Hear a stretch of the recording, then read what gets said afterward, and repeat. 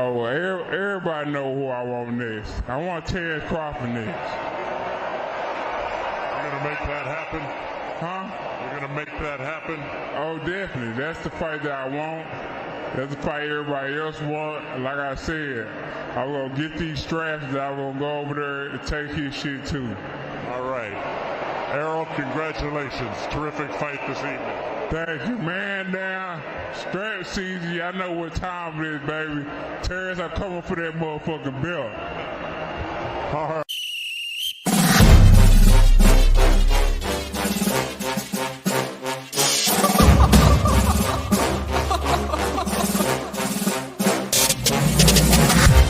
I'm not catching fades anymore. Gotta keep my hands clean when they come for the ball.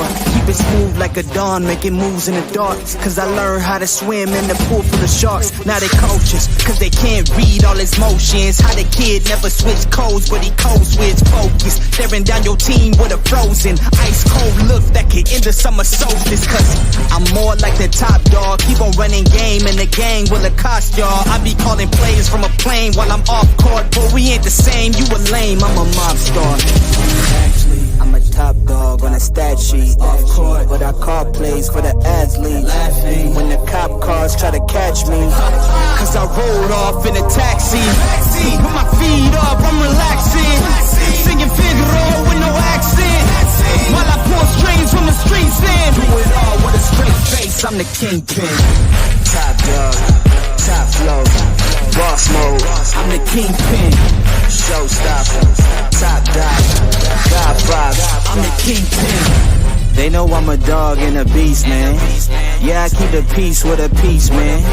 I ain't got no time for appeasement. Why would I respond to a pawn? I'm the... Hold up!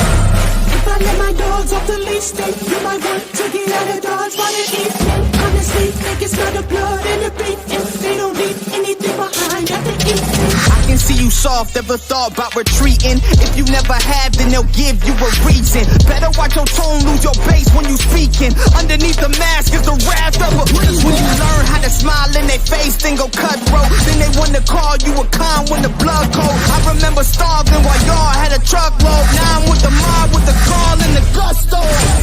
I'm a top dog on a stat sheet. Off court, but I call plays for the athletes. Laughing when the cop cars try to catch me. Cause I rolled off in a taxi. With my feet up, I'm relaxing. Singing Figaro with no accent. While I pull strings from the streets in. Do it all with a straight face, I'm the kingpin. Top dog, top flow, boss mode. I'm the kingpin. Showstopper, top dog, God five, I'm the kingpin.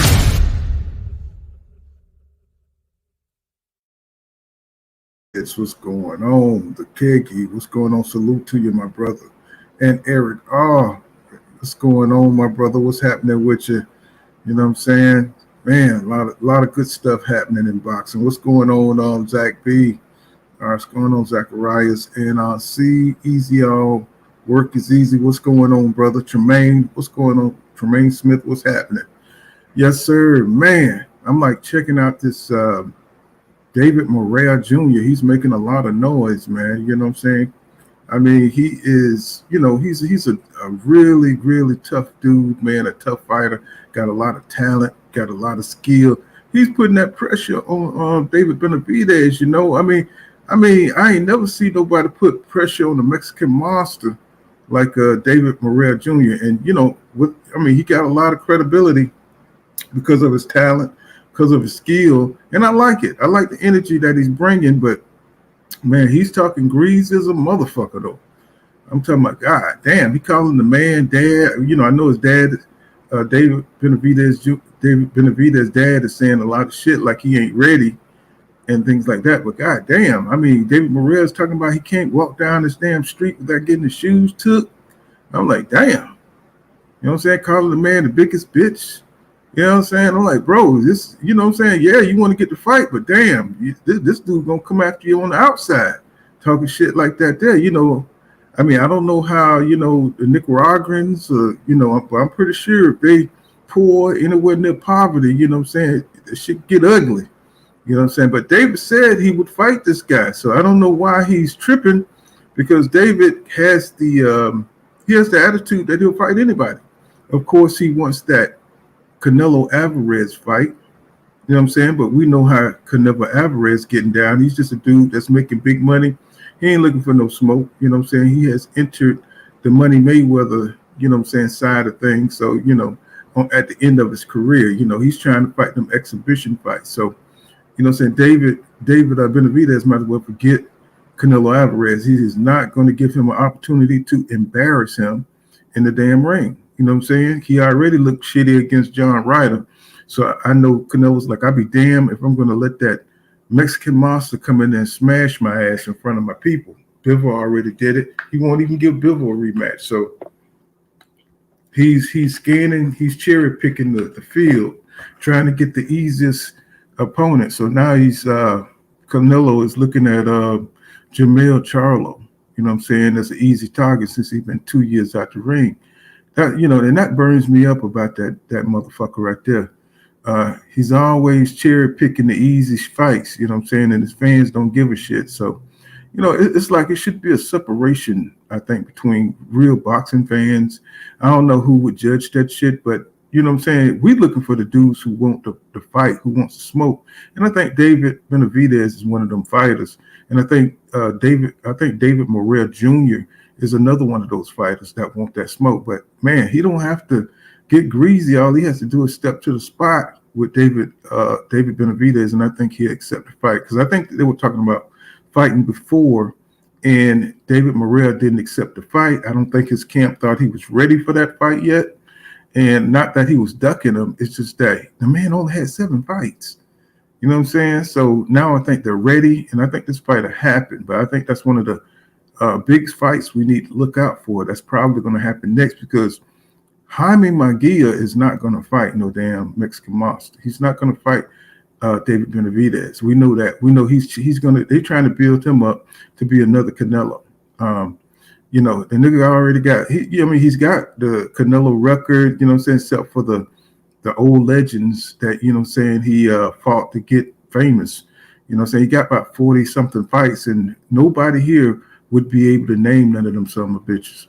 You know what I'm saying? It's like they just built this dude up, and now they skipping him around, cherry picking around for people. He almost got his ass beat by Derrick.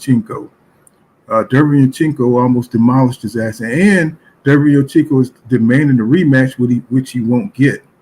You know what I'm saying? He won't get that fight again because he almost stopped the gravy train over there. So, you know, he's always getting a bad decision. Derrick, he's always getting the short end of the stick when it comes to, you know what I'm saying, these fighters on the way up or champions that he's fought like Triple G and, you know what I'm saying, and now Jaime Munguia, he's got a bad decision. So, you know, it's just that, you know, we want to see the best fight the best. And I think David Morrell and, you know, David Benavidez, that's going to be, you know, that's going to keep boxing going where it's going this year. You know what I'm saying? With all the big fights starting to break out, this is the shit. You know what I'm saying? We want to see that. Win or lose, you know, them dudes can do it 2 times. That's going to be a great fight. Then we got your boy Carlos Adames, and we got Julian Williams. Bro, that's going to be a good-ass fight too, y'all. That's going to be – what's going on, Ashley Corner in the building? What's going on, Queen? You know what I'm saying? If y'all don't know Ashley Corner, man, she's been in these boxing spaces forever. If you probably subscribe to me, you probably subscribe to Ashley Corner. She knows her shit. She is down with this boxing. She knows her shit. I love her channel. Learn a lot from her analysis and everything. I love her breakdowns of the fighters. She knows all this shit. You know what I'm saying? So, you know, so what's going on? Mike Biggs boxing in the building. I got everybody coming through. What's going on? Mike Biggs boxing in the building. John Kramer, what's happening? You know what I'm saying? So yeah, man.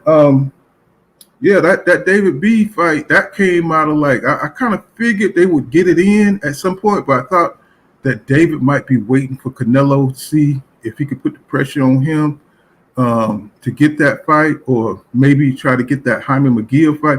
But I don't think Jaime Munguia is going to step up to the plate. No doubt. Ashley, you earned your stripes.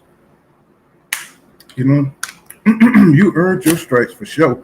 Eric R in the building. Who's real is up in the building. What's going on? And of course, we got the main big fight with Bud Crawford and Errol Spence Jr. You know, sorry y'all, I just came in last night. I'll be out here on these loads. I'll be out the loop for a second, but I still be trying to make videos and stuff like that. Stay in tune. But I'm back. So here we go. And so somebody last time we did a live stream, somebody informed me about Terence Crawford, knucklehead, going to try to bow up at Derrick James. Derrick James, the most humble man in boxing. So it's just kind of a bully move to me, with him going into a big fight like this against Errol Spence Jr., he don't need any distractions. A lot of people think he's trying to sabotage the fight. I don't think that's it. I just think that the motherfucker is just mentally unstable. So he still got that little boy attitude, when he get in front of his friends, he start flexing. And, because if you notice, EJ is the total opposite. He's a real humble dude, when he's around his friends, he's extra chill. But Crawford, he like to show off in front of his boys and stuff, and you can tell by the people that's around him, the way they act. They still act like niggas on the block, and it's like they're professionals. This man is walking around a millionaire, and how these kids out here get down when they know you got money. So I'm just surprised that he's in these streets like this here, still acting up like he's going to blow up at somebody, because nobody ain't fighting no damn box, but for him to blow up at Derrick James got to be about 50-something years old, maybe 48, maybe late, something like that. And he knows that Derrick James ain't going to swing on him. I mean, it's no guarantee, because I think Derrick James and Kenny Porter had gotten into it one time, and they were about to go to blows for sure. And this is the same kind of attitude this nigga got kicked out the Olympics for. Because I think Kenny Porter had a issue with Terence Crawford and Gary Russell, right? And so, he got, I don't know, exactly what happened, but something about, Gary always told me he slapped Terence Crawford, right? And so he got admonished for that. And then, he passed Kenny Porter in a tunnel, and he acted like he wanted to go at Kenny Porter, right? So, of course, he was sent away from the Olympic trials for the bullshit that he was causing around there. And so he still got a little bit of that shit up in him. Even though he's a multi-millionaire, these kind of attitudes will keep you from making it to a fight. These kind of attitudes, Vernon Forrest, the things you do outside the ring, can get you messed up, bro. I know Vernon Forrest, somebody stole his shit, and you gotta let that shit go, bro. You're not Superman. These kids ain't playing in the street. I'm talking about me as an old man. If I'm going into a convenience store and there's 6 teenagers, fucking around at the counter, getting Swiss sweets to get high, I ain't fucking with it. I'm letting the motherfuckers go ahead in, because I know they're gonna be rude, and you better not say shit, because the motherfuckers probably got Tech 9s and all kind of shit, can happen. And they blast your ass, and guess what? They'll go to jail for that shit. Be looking crazy with the hair nappy and shit on the news, and they done fucked your ass up. You can't come back, but they're gonna have years and years, to think about that shit. But that we just gotta think about those kind of things. And Bud Crawford can't be emotional like that. He's a grown ass man with kids, and he can't be blowing up at motherfuckers.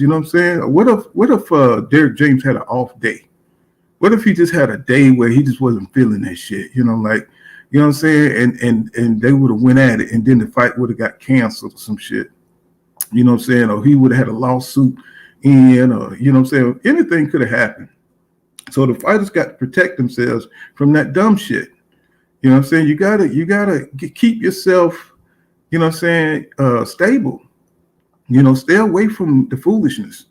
And from what I see, Terence Crawford, he's still on that bullshit, and it's gonna affect him if he's still hanging around people that push him in that direction or cause that kind of environment. And I'm just like, bro, you know what I'm saying? You got to stop, bro. You know what I'm saying? You can't be doing that shit, bro. You know what I'm saying? Especially before this fight happened. You know, I know that's kind of selfish, but we're gonna look at a little clip here of the little interaction of what Bud was what happened. So we're gonna look at it here and see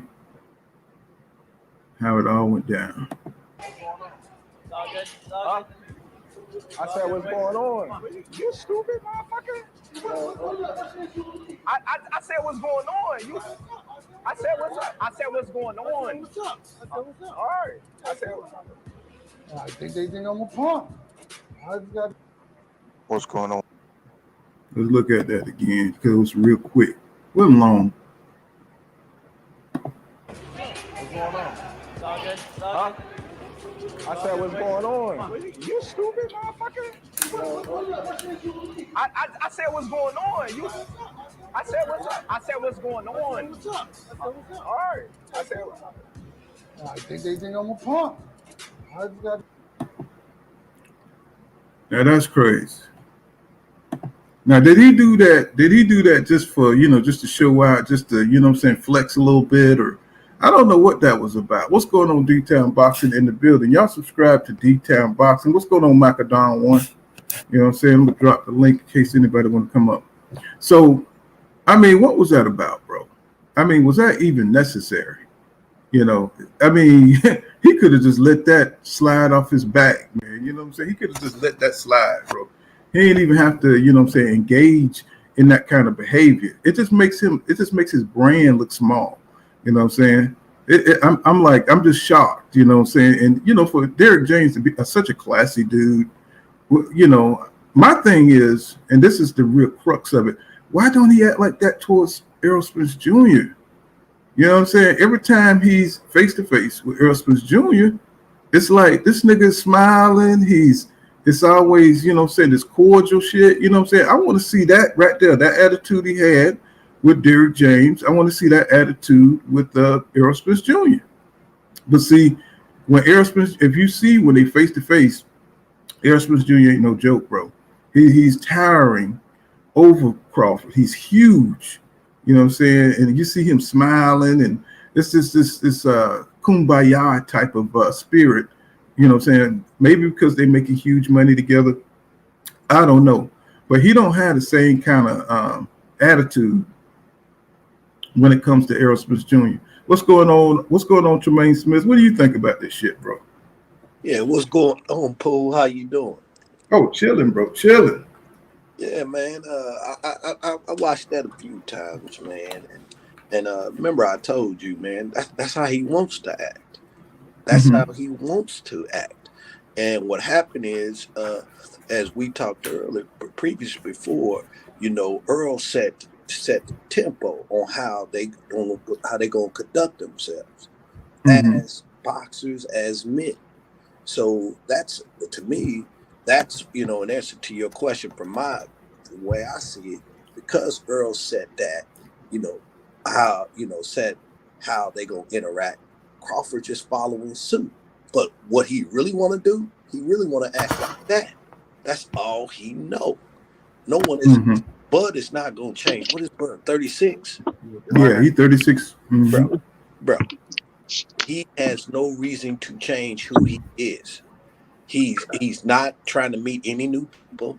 He's not trying to have any new relationships. He has always did everything on his terms, which I commend him for. I take time when I think about Bud. I think about, I think it's important for some of us to go back and kind of look at how he came up, man. He came up, being there for his mother, and his mother, and when they did his they had that little segment on him show, he came up fighting. And then you see that even when the structure was put there, in the Olympics, you seen he got into it with Sean Porter's father. It was a great fight, him. So he's had little to no, he hasn't had all the structure, but boxing is his structure, I think somebody, that's true. It is his structure. So So once you take him out of that element, similar to you seen how Mike Tyson acted once he lost his trainer, once he lost that structure. So I think Bud, I commend Bud, for that's why possibly to me he decided that, hey, I don't want no new trainer, and he stayed with Boback. He said, I ain't gonna lose, I ain't gonna leave Omaha. So he told Bob Arum, hey, I ain't going nowhere. If you want me and you want my talents, then I want everything under my terms. I want Bomac, that from Nebraska. I want all my fights to be in Nebraska. All my big, his big fights to be in Nebraska. And then they look at Bob Arum. Some people say he ducked. I thought about this weekend. Some people say he ducked in 2018 when he resigned. But then I thought from Crawford. If I was Crawford, why would I go to PBC and leave Bob Arum? And then I could think of a lot of good reasons other than, to fight, but I can still fight. So that's not a good reason. But I would stay with Bob Arum, where I know I'm going to make, $3 to $6 million, according on what kind of fight. I'm going to stay with Bob Arum because I know I'm getting a guarantee. I'm going to stay with Bob Arum because I am considered one of his most important, if not the most important fight, in Top Rank. So I have that, and I have that, that insurance, those guarantees. And if you look at when he grew up, he didn't have all those guarantees. So, so him as a man and as a boxer, he has created environments where he has guarantees now. It appears he doesn't want to ever put himself too much at risk. And I think that also, goes into what I was sharing with you, that when they say, some may say he ducked in 2018, but did he? And then also some may say he ducked when he pushed out the contracts. Well, I had to start revisiting that and say, was it just too much risk? And he wanted to get it. That's why he want Earl to call me Earl. I'm not going to make the fight unless you call me. That's a duck. So wait, let's get detailed in here. What's your take on it? I hear my man. I hear my man. I went to got the Con Huskers locker room and got one on ball caps. But nah, man, that man big cap, man. That Bob Arum ain't never fucked with Bud, even when he was dreadhead Bud. They lined. See, he thought Gamboa was gonna line him up. He just happened to get past Gamboa. You know what I'm saying? He ain't never had no real good matches because of his attitude, because of that same thing you said. I want to be in Omaha. I want Bomac and this, that, and the third. Now we look at his career at 36 years old with those lackluster opponents. You know what I'm saying? And EJ on his roster because of that attitude he had. You know what I'm saying? Because of that attitude he had. What you say, my brother? No structure. Because of the attitude, that no structure attitude is why he did the type of business he did with Errol Spence Jr. last year, and with Al Heyman telling Al Heyman's personal business that Al Heyman could have put out himself. He didn't. You know what I'm saying? That's no structure. You know what I'm saying? Hopping over here to David Alvanesian fight. You know what I'm saying? Wow, you got another fight, no integrity, no structure. You know what I'm saying? He keep going on about this no structure. Then you can look at all the way back to what you say, Mike Tyson and Lil Floyd Mayweather. When an older person said anything to them, they still know how to bridle their tongue. You know what I'm saying? They ain't like if somebody old say something. If Larry Merchant disrespect Floyd Mayweather then cuss somebody say, "You gonna give me my respect one day." That's what Floyd Mayweather tell him. You gonna give me my respect one day. You know, well, when he got older, at one time he did get disrespectful, pissed off, but his daddy checked him about it. He like, "I'll whoop your old ass." You know what I'm saying? And the daddy tapped him on the shoulder, "Don't say that." You know what I'm saying? So, y'all remember that? He told him that he was. Yeah, right. But see, that's that structure right there you talking about with good training. And if what intrigued me about this show, when Poole Counter said, "What if Derrick James won?" You know what I'm saying? Was out of his mind for that. You know what I'm saying? That fight would have been all color. Terence Crawford would have been on the floor. You know what I'm saying? That's I understand it. What everybody say about Bud Crawford's plight to his flight to Errol Spence Jr. His path to undisputed at 140 and all that. I get it. You know what I'm saying? He what some people can say he's not supposed to be there, but you know what I'm saying? It's like, okay, you are blessed to be there, but don't get it twisted, my nigga. Like you ain't like you ain't got your match. You know what I'm saying? Your mama told you you're gonna meet your match, and I believe Errol Spence is his match. You know what I'm saying? Five years is junior, but I believe he is match. That's his match. So Errol Spence Jr. gonna collect that $10 from his mama, you know what I'm saying, after he beat him, huh? Oh yeah, he gotta go get that $10 from his mama. He gonna get that $10 from his mama. She gotta double it up. Hey. D-Town in the building. What's going on, D-Town? What's going on, family? Peace. What's happening? What's going on? Oh, nothing much, bro. What's going on? Looking at what size up, Derrick James. Yeah, what I see is that Terence Crawford is a king with no kingdom. You know, he has memories. You know how a king, when he was brought up, he had memories of going to war and things like that, and he got history about what he did years ago, brought up to be a king.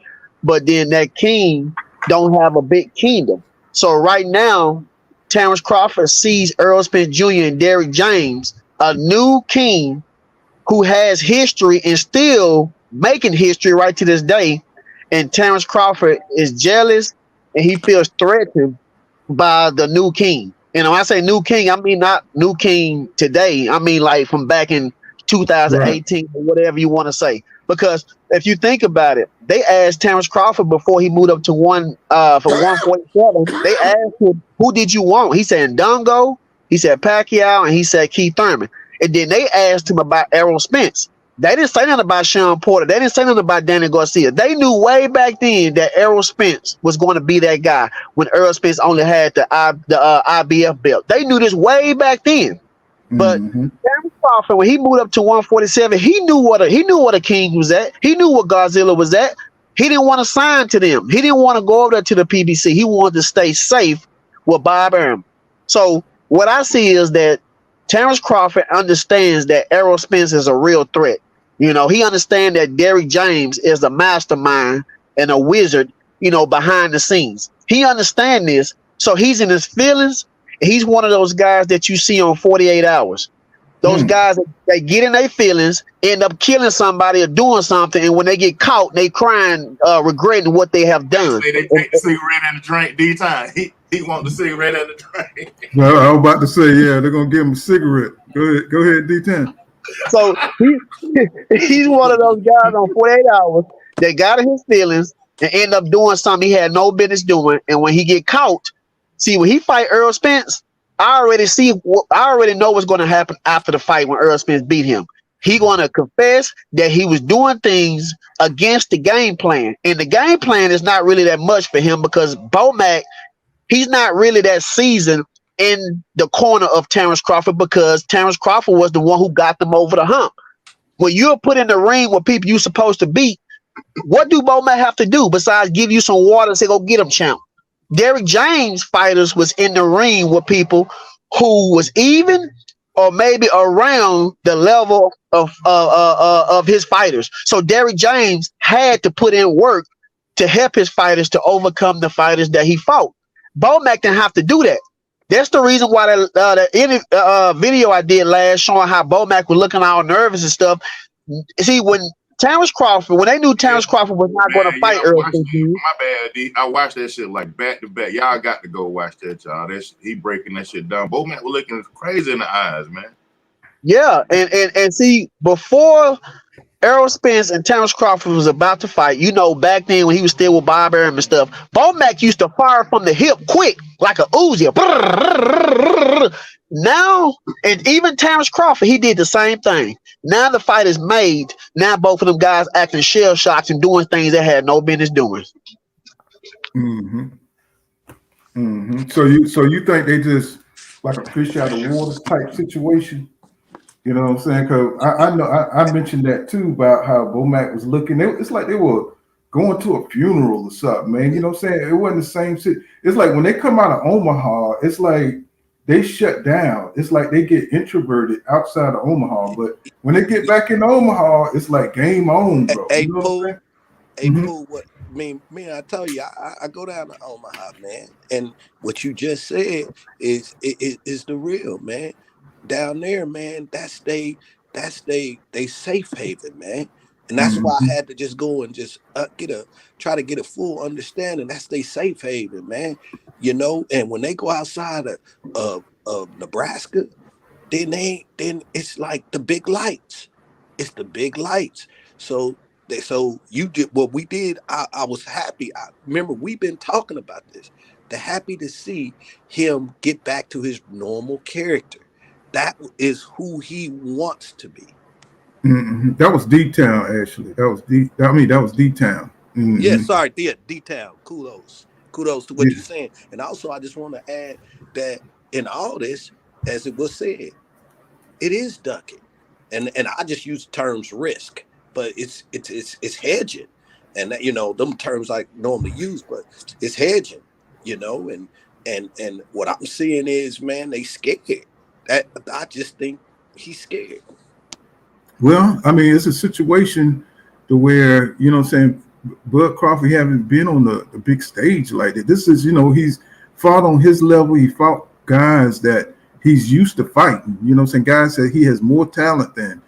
He hasn't fought on this level, you know what I'm saying. That's why I say he never fought the Keith Thurmans, he never fought the Danny Garcias, and he never fought the Ugases. And EJ went through all of them except for Keith Thurman. And Keith, we know why he didn't fight Keith Thurman. So now there's a question mark. When you stay away from risk as a fighter like that, you know what I'm saying, and you haven't really tested yourself, and you're at the end of your career, you know what I'm saying, yeah, you're going to be scared, bro. You're going to be scared because you never jumped into the fire. And that's what I keep telling these Bud Crawford fans, that it ain't about no hate towards Bud Crawford. It's that the man is untested. You know what I'm saying? Even the articles, you can read all the articles, they're saying that he's untested. You know what I'm saying? Because of the level of opponents that he fought. And so now we're looking at them and we're like, damn, you know, they don't seem like they're comfortable. They ain't comfortable because they know the risk. If he goes out there and he gets destroyed by EJ in 2 or 3 rounds, guess what? Bud Crawford is not going to be the same, y'all. That means his EJ is going to go out there and destroy all his confidence. Everything that he believed in himself is about himself. He's this great dude, and he goes out there and get Falumaloom. You know what I'm saying? Then now it's not going to be a rematch.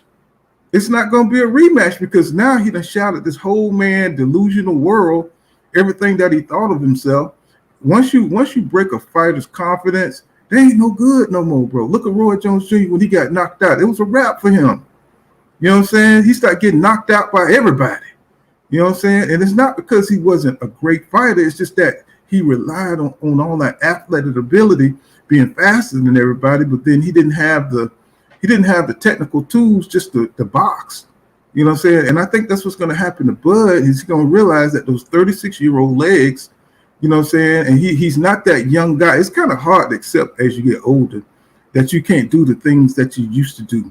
You know what I'm saying? So sometimes you overcompensate by puffing up at people like he did with Derrick James.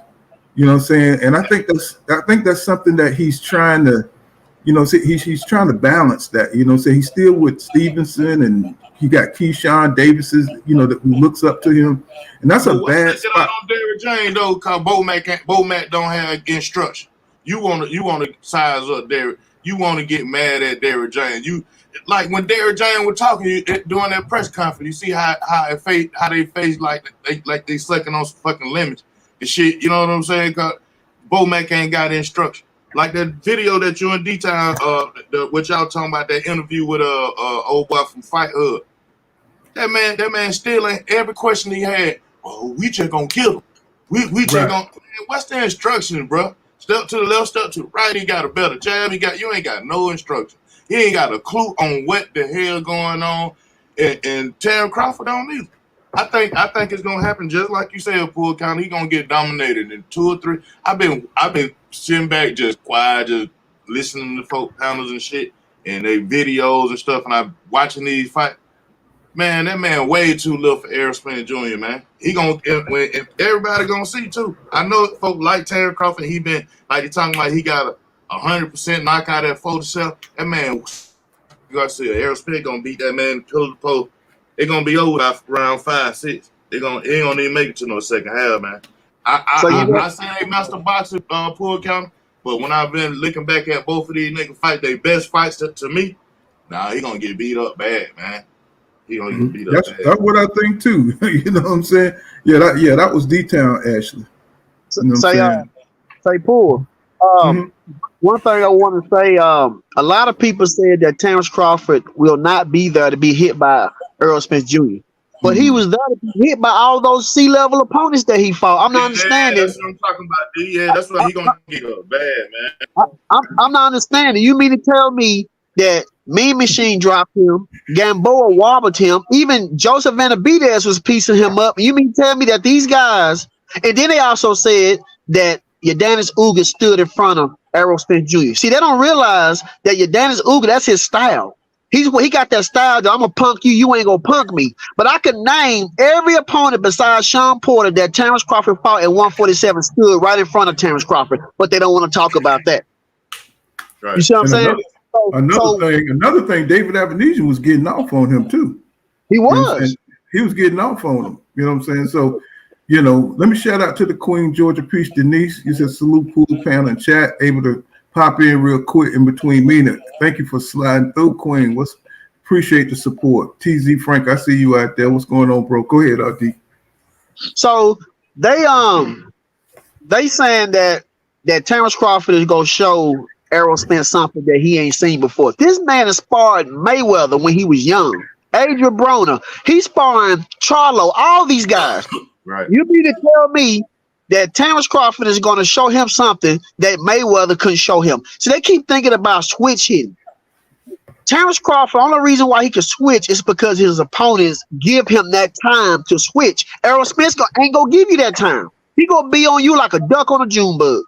Terence Crawford going to be running. You want to give him the left side, he'll beat that up. You want to give him the right side, he'll beat that up. You want to give him the back side, he'll beat that up. Whatever side you give Errol Spence, he going to tear it up.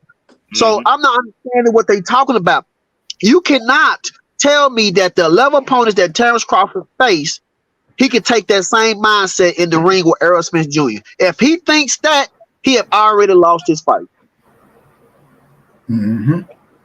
And if I can add on to that, D-Town, just what I think about when you say that is for the people who say that EJ is not going to be able to hit him.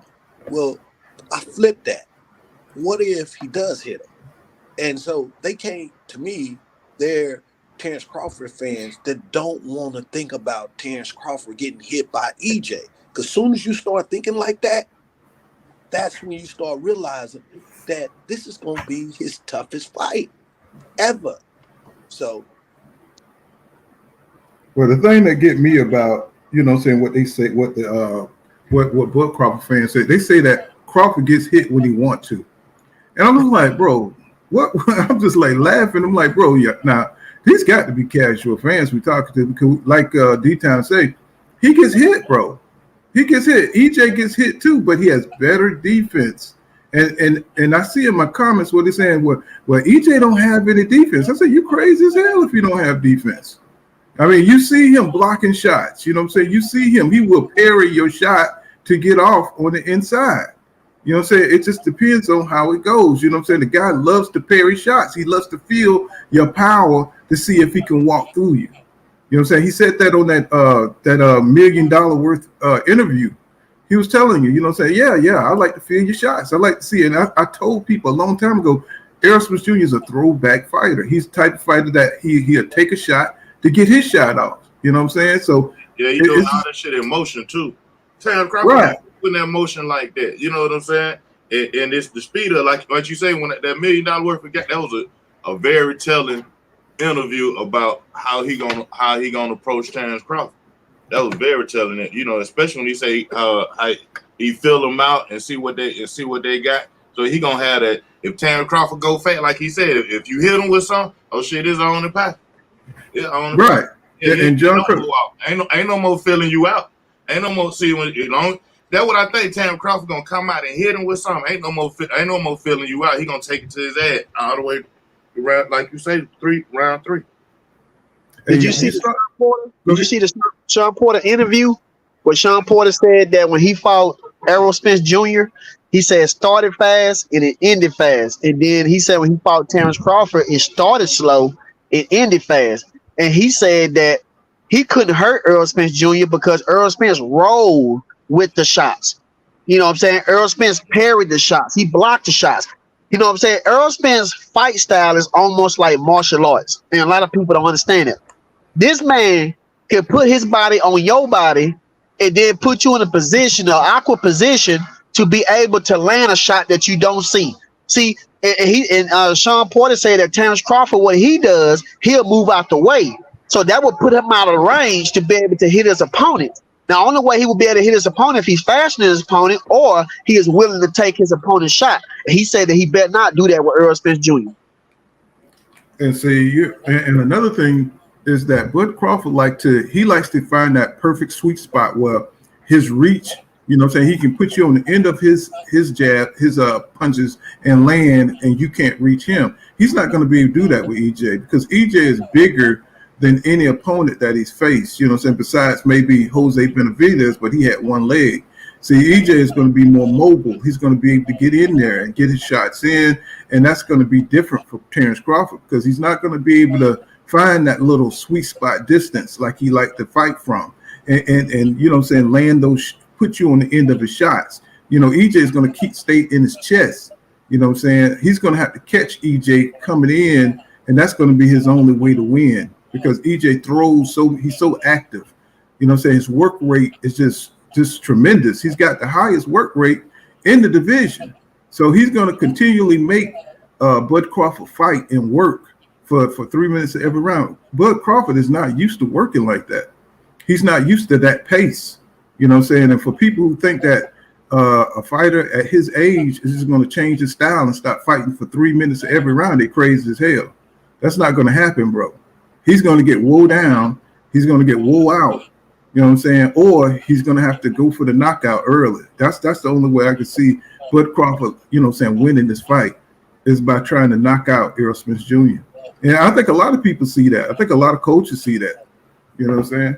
But he's been knocking out C-level opponents. He didn't stop no Sean Porter. Sean Porter stopped that fight. So what I'm saying, they keep talking about knockout power. I have seen Kell Brooks say that Errol Spence got more power than Terence Crawford. I have seen Sean Porter say that Errol Spence got that thudding power. I have seen a trainer say that he dealt with Errol Spence and Terence Crawford and say that Errol Spence had more power than Terence Crawford. So I'm just saying, when they saying, now don't get me wrong.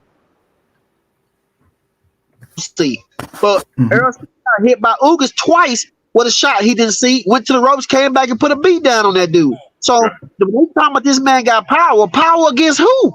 That's what I'm trying to figure out. Against who?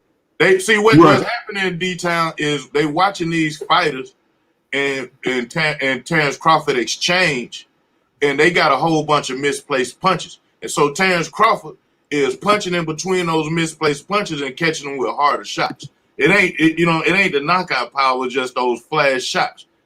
EJ ain't gonna be doing those type of punches he ain't gonna be standing there like Green Bean or David Albanese or even Sean Porter to get caught like that. You know, that top, and like you say, Adrian Broner made up that shot, that left hook on Sean Porter, and like you say, Kenny Porter, he threw in the towel. Hell, it was a 10-7 round. He got knocked down twice. Fight over with, pretty much. I don't need to get playing out the last couple of rounds. You know what I'm saying? See what it, open for a knockout, because Sean Porter, he wasn't on the streak of a knockout, but it wasn't no goddamn vicious ass shit that Terence Crawford did that, to me, it was. You know what I'm saying? And if you ask me, a lot of those niggas who got locked out, I think they laid down. To be honest with you, you know what I'm saying? I mean, come on, man. They ain't even try to get back up and go for it the second time, man. So I think he can't have no loaded gloves against Errol Spence either, like he did against David Albanese. I forgot about that. Talking about them Dollar Tree gloves he had on. Let's see. Let's see. John Kramer says when Terence Crawford loses this fight, come July 29th, he says, watch. He start crying in the ring. Watch the emotion come out this guy, because that's all it is emotion build up in him that needs to come out. Because you need a hug. He says, Ricardo Johnson says, he says, Crawford is both dangerous and reckless. It's recklessness that's going to get him effed up.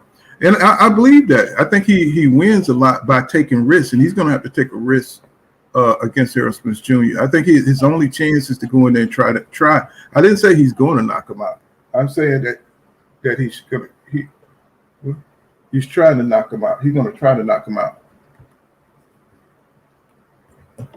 Yeah, he's going to try to knock him out. So what happened when Errol Spence he did Danny Garcia did that left hook, and Errol Spence wiped it off and walked to his corner? What's going to happen then? Terence Crawford in his corner going to be afraid then? Well, I think they're afraid now. I think they're afraid now because the only way he's gonna negate that jab is using his legs, and staying out of range, and being the trap setter that he is. He's a trap setter. He's a counterpuncher.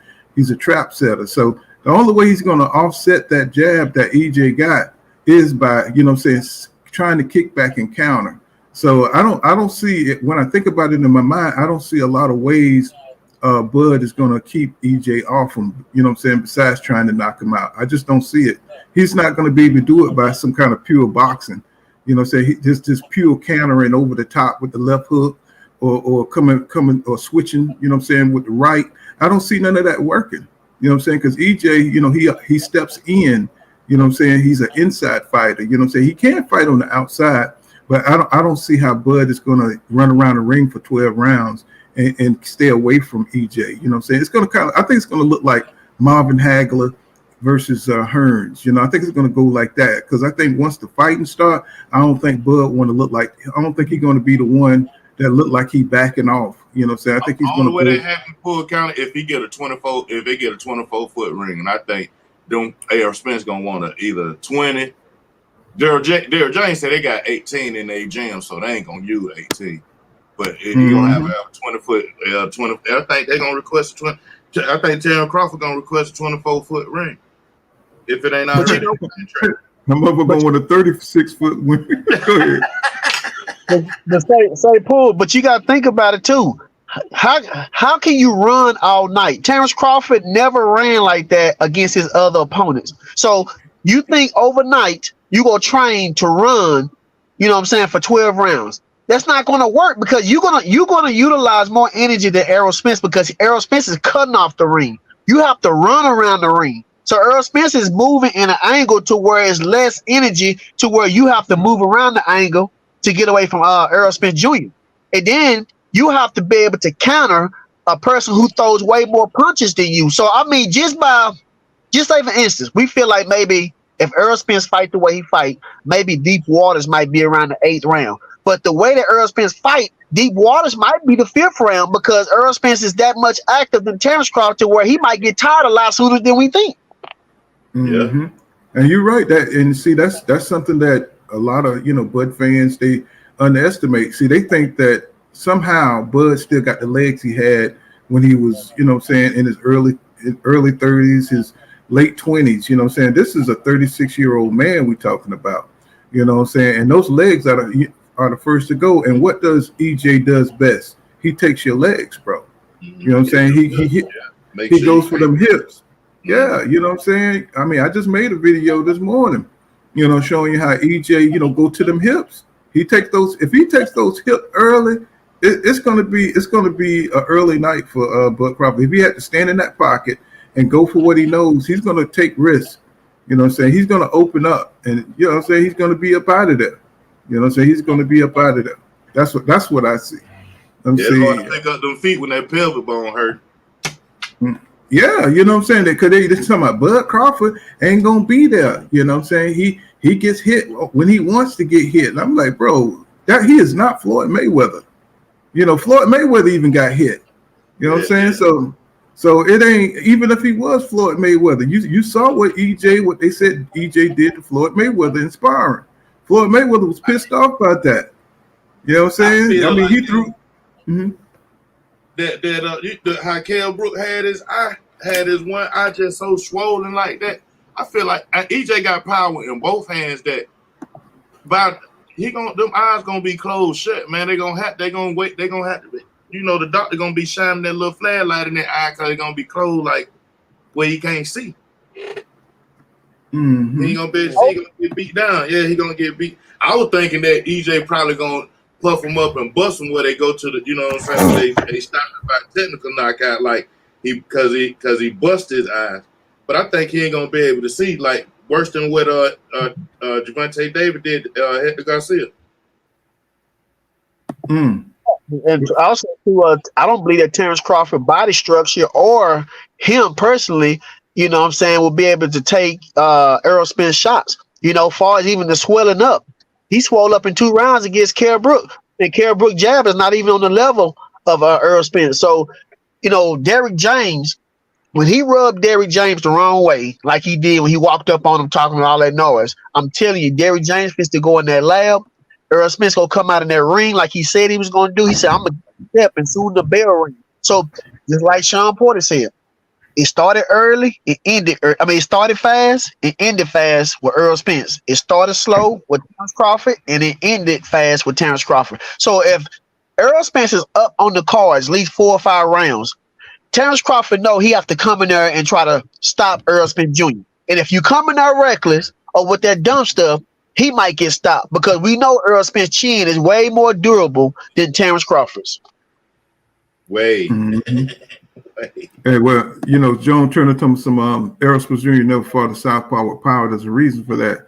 It's Errol's kryptonite. That's not true. Errol Spence Jr. always went after the belts. He didn't care who had them. He didn't care if it was Manny Pacquiao. He didn't care, bro. You know what I'm saying? It's Bud Crawford was the one who have a problem with southpaws, from what Bob Arum says. You know what I'm saying? He's the one that has problem with southpaws. You know what I'm saying? So, you know what I'm saying? You might want to check your research there. You know what I'm saying? So, you know, it's a reason why it's a reason why Bud never entered a fight with A-level competition. That's what you should be asking yourself. You know what I'm saying? Why he didn't mix it up with the other guys? You know what I'm saying? He stayed at top rank where it was safe. You know, so that's why we're questioning, you know what I'm saying, is he going to survive in this fight right now? Because he never fought those guys, right? That's why I agree with my man from earlier when he said he re-signed with Bob Arum. Like, the whole reason for going to PBC to get a fight is like, he already fight. You know what I'm saying? But my thing is, he should have skipped out on that contract so them legacy fights, them dog fights could already been built up. Had he went to PBC, them dog fights would have been built up, and you know what I'm saying?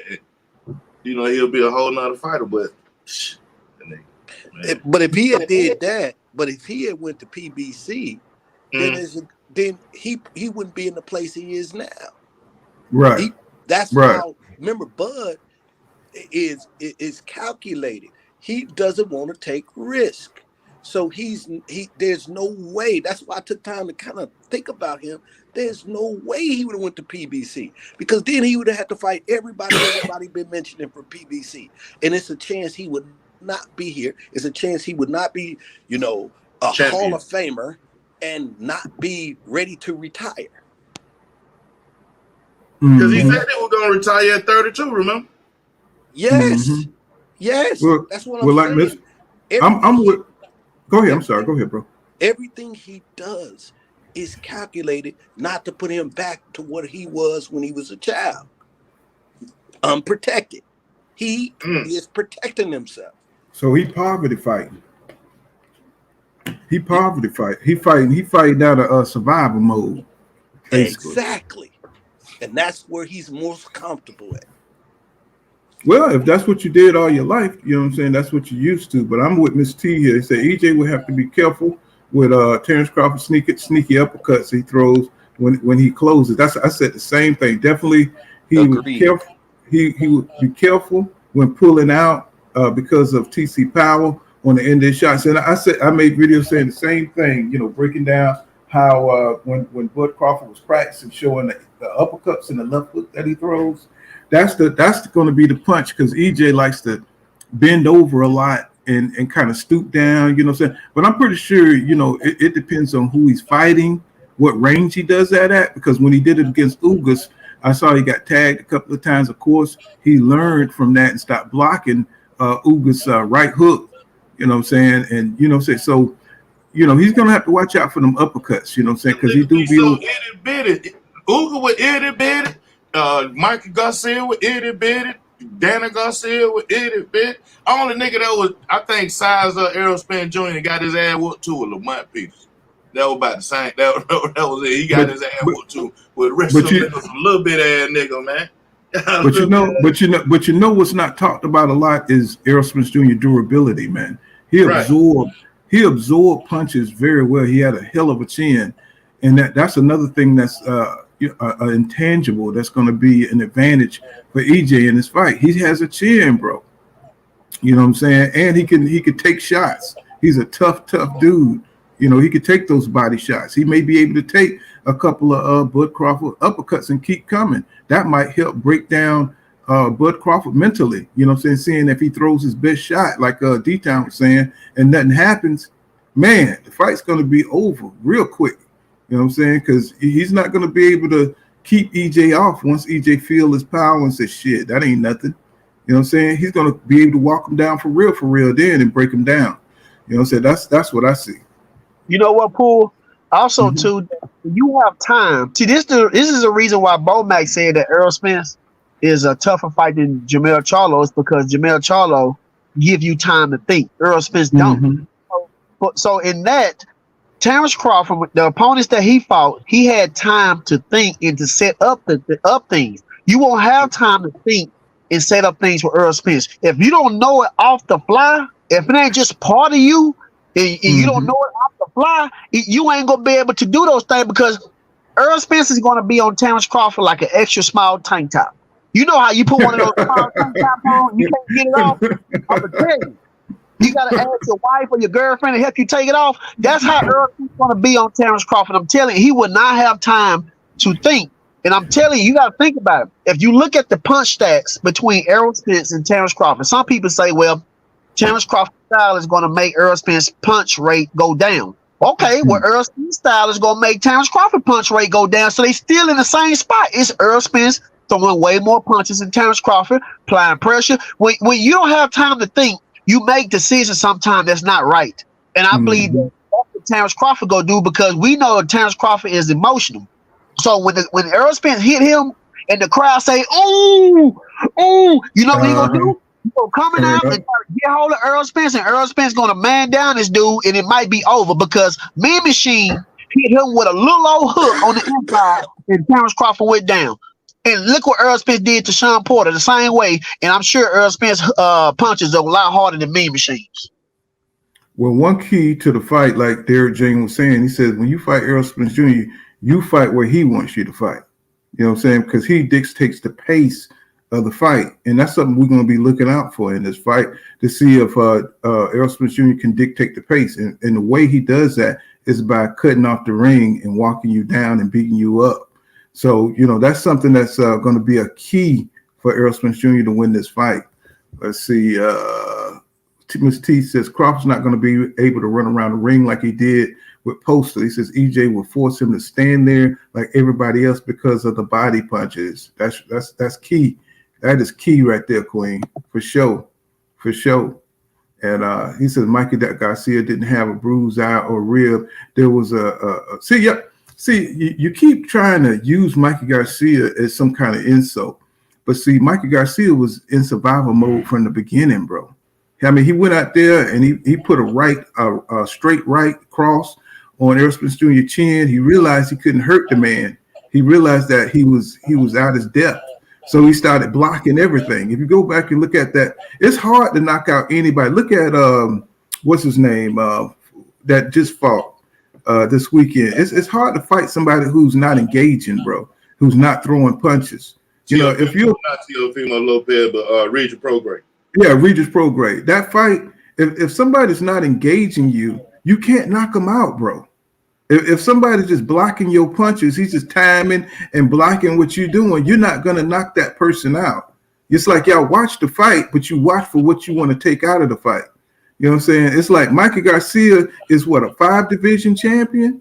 or 4 division champion, something like that. That man knows how. That man knows how to survive in the ring. Yeah. You know what I'm saying? He beat Lipinets. Lipinets is a hell of a fighter. Lipinets was the one who put pressure on Crawford at 140. You know what I'm saying? So he beat Lipinets. You know what I'm saying? Mikey Garcia is a hell of a fighder. You know what I'm saying? So hey, watch this bull counter. John, if even though he may not have no bruise out all real, his daddy and his brother was considering throwing in that fucking towel. He talking about let me go, let me. So and he retired, and he said it was Errol Spence Jr. You know, it was because of Errol Spence Jr. why he retired. It takes at least these guys, you know, a couple of years, a year or two, to get back in the ring after they fight Errol, because he beats you to your shoulder, he beats you in your neck. You know what I'm saying? He hits you anywhere. You know what I'm saying? You know what, Poole? For all these people talking about Mikey Garcia, first of all, Mikey Garcia was a top pound-for-pound fighter. I think he was in the top 5 pound-for-pound fighter. What about when Terence Crawford fought Mikey Garcia in the amateurs 2 times? And he could knock out Mikey Garcia in the amateurs. And I understand the amateurs and the pros. But when you come to the pros, you get better. You don't get weaker. You don't get stupider. You gain more experience when you come to the pros. Mikey Garcia didn't come a top pound-for-pound fighter in the amateurs. He came a top pound-for-pound fighter in the pros. Mikey Garcia was a better opponent than almost 98% of the opponents that Terence Crawford faced. And they talking about Mikey Garcia. Mikey Garcia didn't get where he was at because he didn't have no defense and no offense. Mikey Garcia was undefeated when he fought Errol Spence, and he asked to fight Errol Spence.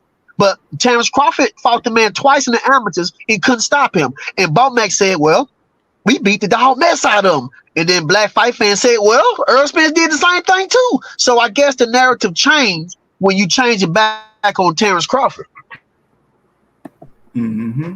But see, they always use Mikey Garcia because I guess because Spence, the expectation was for him to knock him out. But Spence, in that fight, they were insulting Spence by saying Mikey was a more intelligent boxer than Spence. So Spence wanted to show you that he's an Olympian, that he can box.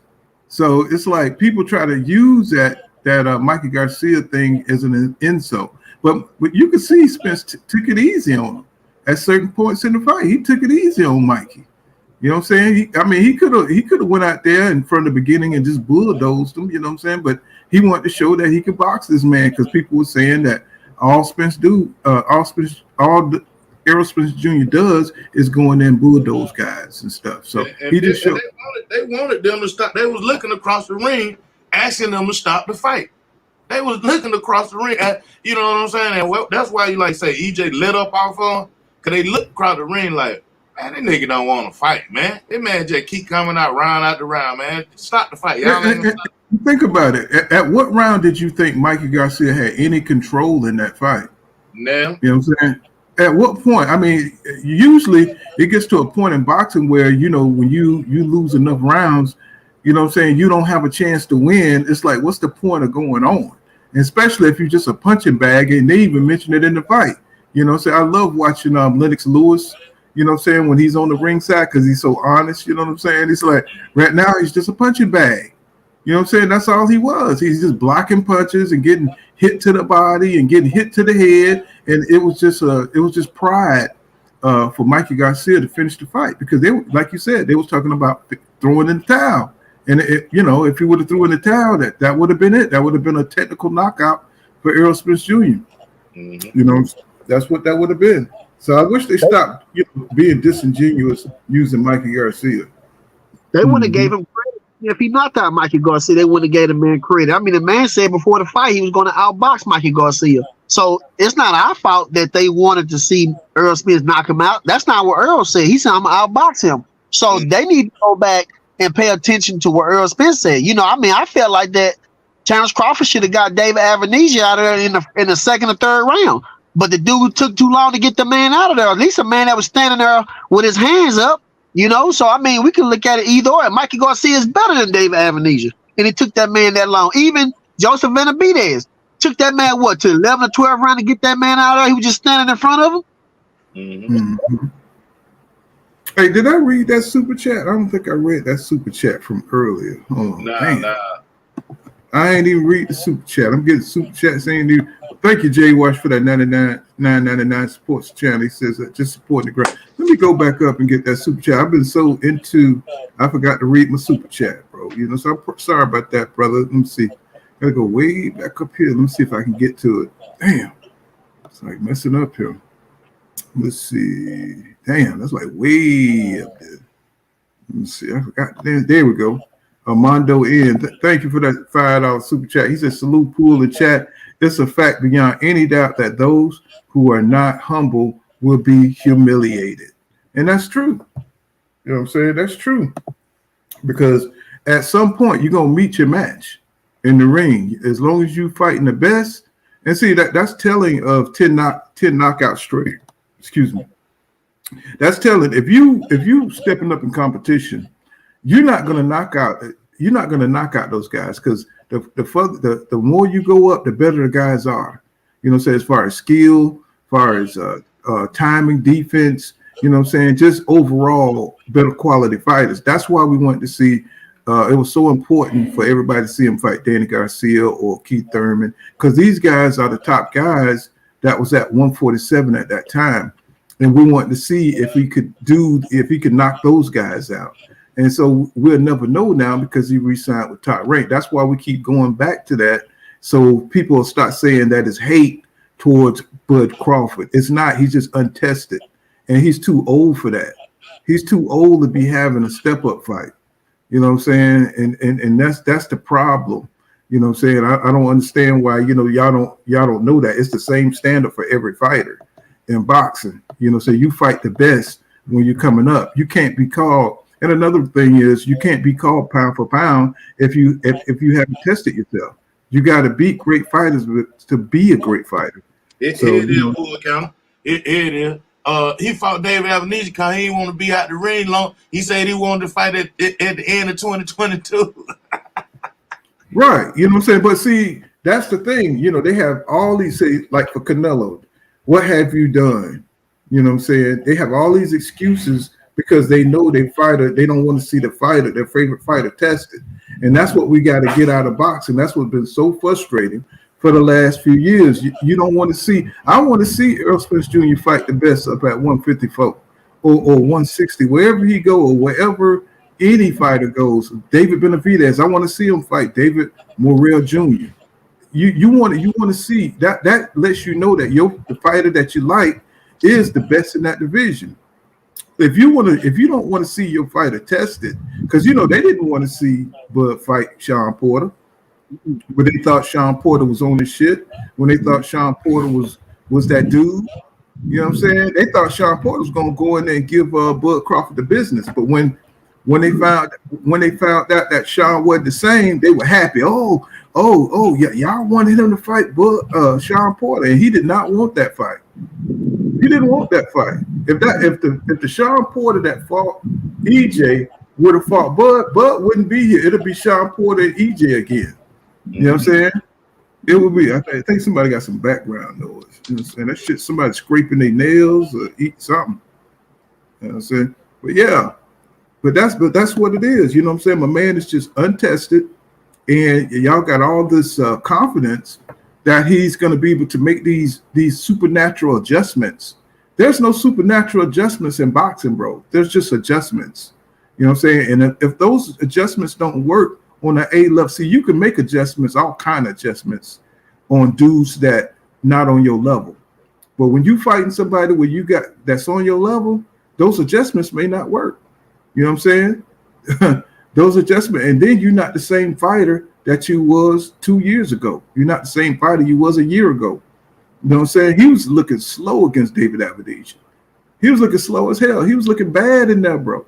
You know what I'm saying? When you got a C-level fighter that can touch you like that, what you think an A-level fighter going to do to you? And Poole, I want to kind of add on to what you're talking about. For me, I call that level of competition.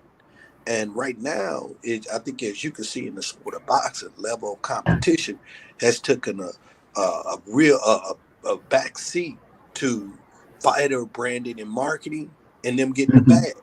So for Terence Crawford, his main thing is getting the bag. And He Mm-hmm. does level of competition ain't big for him. So, as you just said, and this is what got me where I'm skeptical. I believe in level of competition. So how is this man gonna go from fighting, all these, to me, not the best fighters or the highest level of competition for him? Then all of a sudden he gonna fight Errol Spence, and he's supposed to be able to do all these adjustments and switching. I'm not buying into that. Mm-hmm. So what happened when he was in 140 and 135? He wanted to fight the best. But when you came to 147, why did that motto leave you? So you, at 40 and 135, you want to fight all the guys who got the belt. But when you came to 147, now you just want to fight tomato cans and the easy route, fighting Jeff Horn instead of fighting Errol Spence for the IBF, or fighting, Keith Thurman, or fighting for the vacant WBC for Danny Garcia. So you don't want the belts no more when you came to 147, but you wanted all that smoke at 140 and 135. That don't make no sense. What happened? It's that I believe it's like that Keith Thurman effect. It's like when Keith Thurman had the belts, he fought, even though he fought Danny Garcia and he fought Sean Porter, but he didn't want to fight Errol Spence Jr. because he thought Errol Spence Jr. could beat him. He didn't think he could beat Errol Spence Jr. But then when he didn't have shit, now that he don't have shit, now he want to fight Errol Spence Jr. So it's something about like when you take that first L, after you take that first L, then you're free. It's kind of like Anthony Joshua, he don't want to fight Deontay Wilder, when he was on top of the world, when he had all the belts, he didn't want to go nowhere near Deontay Wilder. But once when Andy Ruiz went out there for Lumaloom in New York, and he just felt like a wobbly weebly about 5 times hitting the mat, then all of a sudden, I could take on Deontay Wilder. Now he could take on Deontay Wilder because now, he done got his bubble burst. I think it's something like that. So I think Crawford would have had to take an L, before he would have, really wanted to take on that challenge. You gotta bust that clean undefeated streak. He's still living on that. He's still eating on that. Go ahead. Pooh, that's that branding and marketing, and so that he don't want nothing to taint that legacy. So as D-Town touched on, 135, 140, I want all the best fighters. I get to 147. I've already, quote unquote, improving myself to the masses for me to push forth my legacy. So now all I got to do is stay WBA, fight my mandatories, let Bob Arum match make me, and I'll just pick up my guaranteed money. That's it. That's what he said was saying in his interview. Remember a year ago before he fought Earl. That's what he basically was doing. Yeah, it's a fine line between, a legacy fighter and a businessman. And that's something I see in Keyshawn Davis. He calling himself the businessman, because already he's getting the question, will he fight Frank Martin? And there's always a big old phony, facetious smile on his face anytime he mentions Frank Martin. So, these fighters, they got to get back to legacy fighting. The business is going to come. If you fight the legacy fights, guess what? People pay to watch you fight. Now, I ain't saying every fight you have has to be a legacy fight. But if you're going to be a stand-up or real champion, you got to fight the David Morrell Juniors if you're David Benavidez.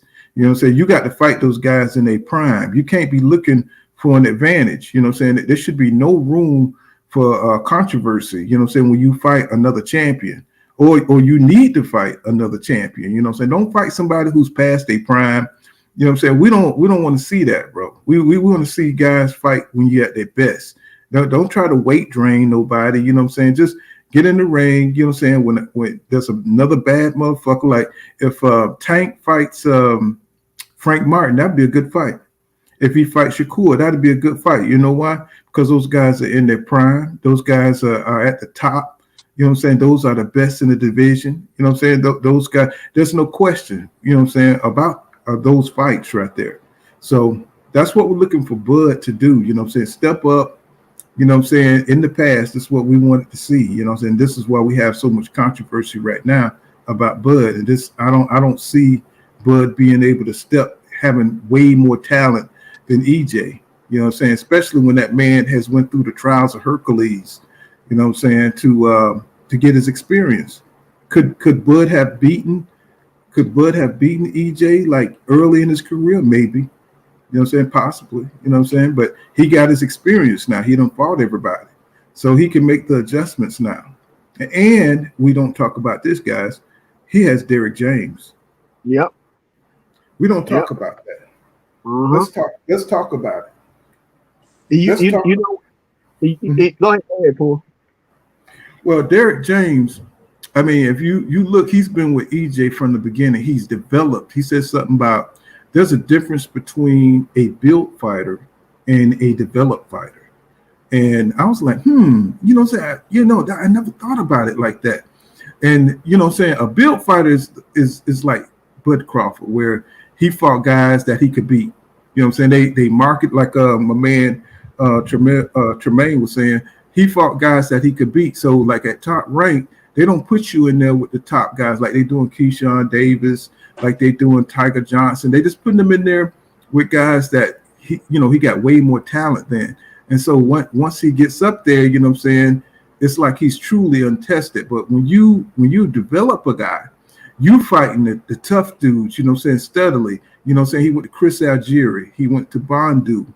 You know what I'm saying? These are guys that they knew, they scouted them. They knew they were good. They could switch. They could do different things, different skill sets, that different looks they could give EJ. And so he beat those guys. So he knew he could go in there and fight. He went to Lamont Peterson, you know what I'm saying, who has all the skills in the world, you know what I'm saying? So that was a look for him.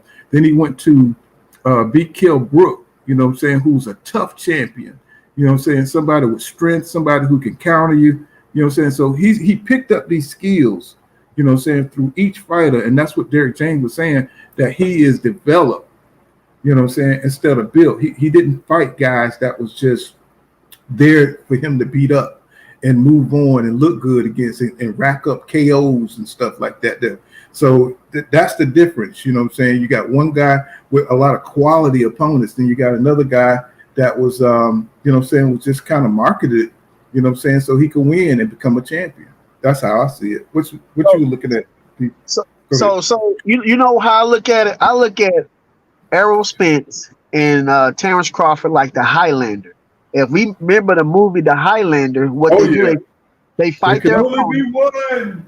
Yeah, they fight their opponents, and if your opponent was good and had great skills, when you kill them, you take their strength, their skills, and their knowledge and wisdom. You take that and you become better. So if I look at the opponents that Terence Crawford fought and the ones that Errol Spence fought, I would say that Errol Spence would be the better fighter over Terence Crawford because of the level of opponents that he fought.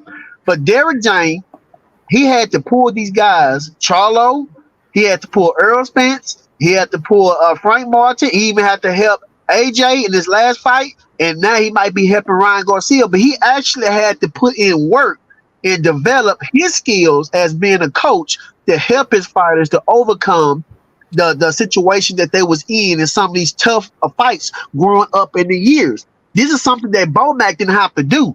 This is why I believe that Bomac was looking around all afraid and stuff, because now it's going to be Bomac against Derrick James and Errol Spence against Terence Crawford in one night. And two people going to expose a coach and a fighter. And I agree with that, D-Town. You know, when as I reflect on it, you know, that Derrick James and what I've heard and what I've seen, you know, him and Earl have this intimate relationship, and that to me is built on respect and knowledge. You know, that Earl sees that Derrick James has, you know, around fighting, and you know, and the respect part is just a physical example of that is, you know, when he showed up in a suit and how he conducted himself with his word choice, his body language, you know, letting Earl see, because ultimately we both know that Earl, you know, has his fighters underneath him, so how to conduct himself. And then that brings, and the second thing on that, with that intimate relationship, it comes that calmness. You see how calm he is, Derrick James is, and that's that calmness that I see in Earl when he's just destroying people. It is just like a sense, he killing you, but he's calm with it. He cutting you up, and he's calm like like you cutting fish. He ain't rushed. He just doing it. And then the last part of that, outside of the intimate relationship and the calmness, is direction.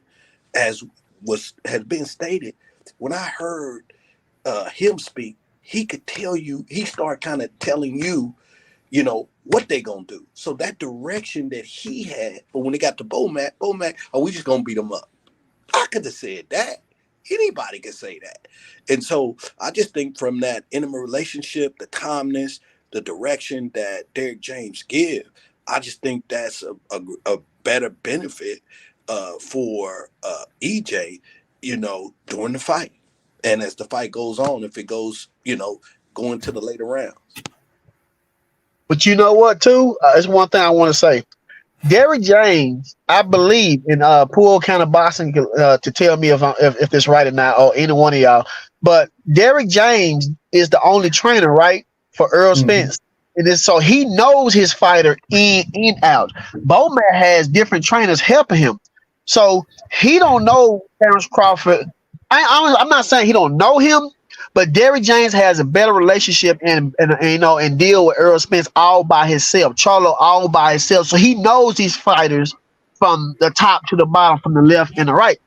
And also too, Derrick James, like you said, he's real smooth with it.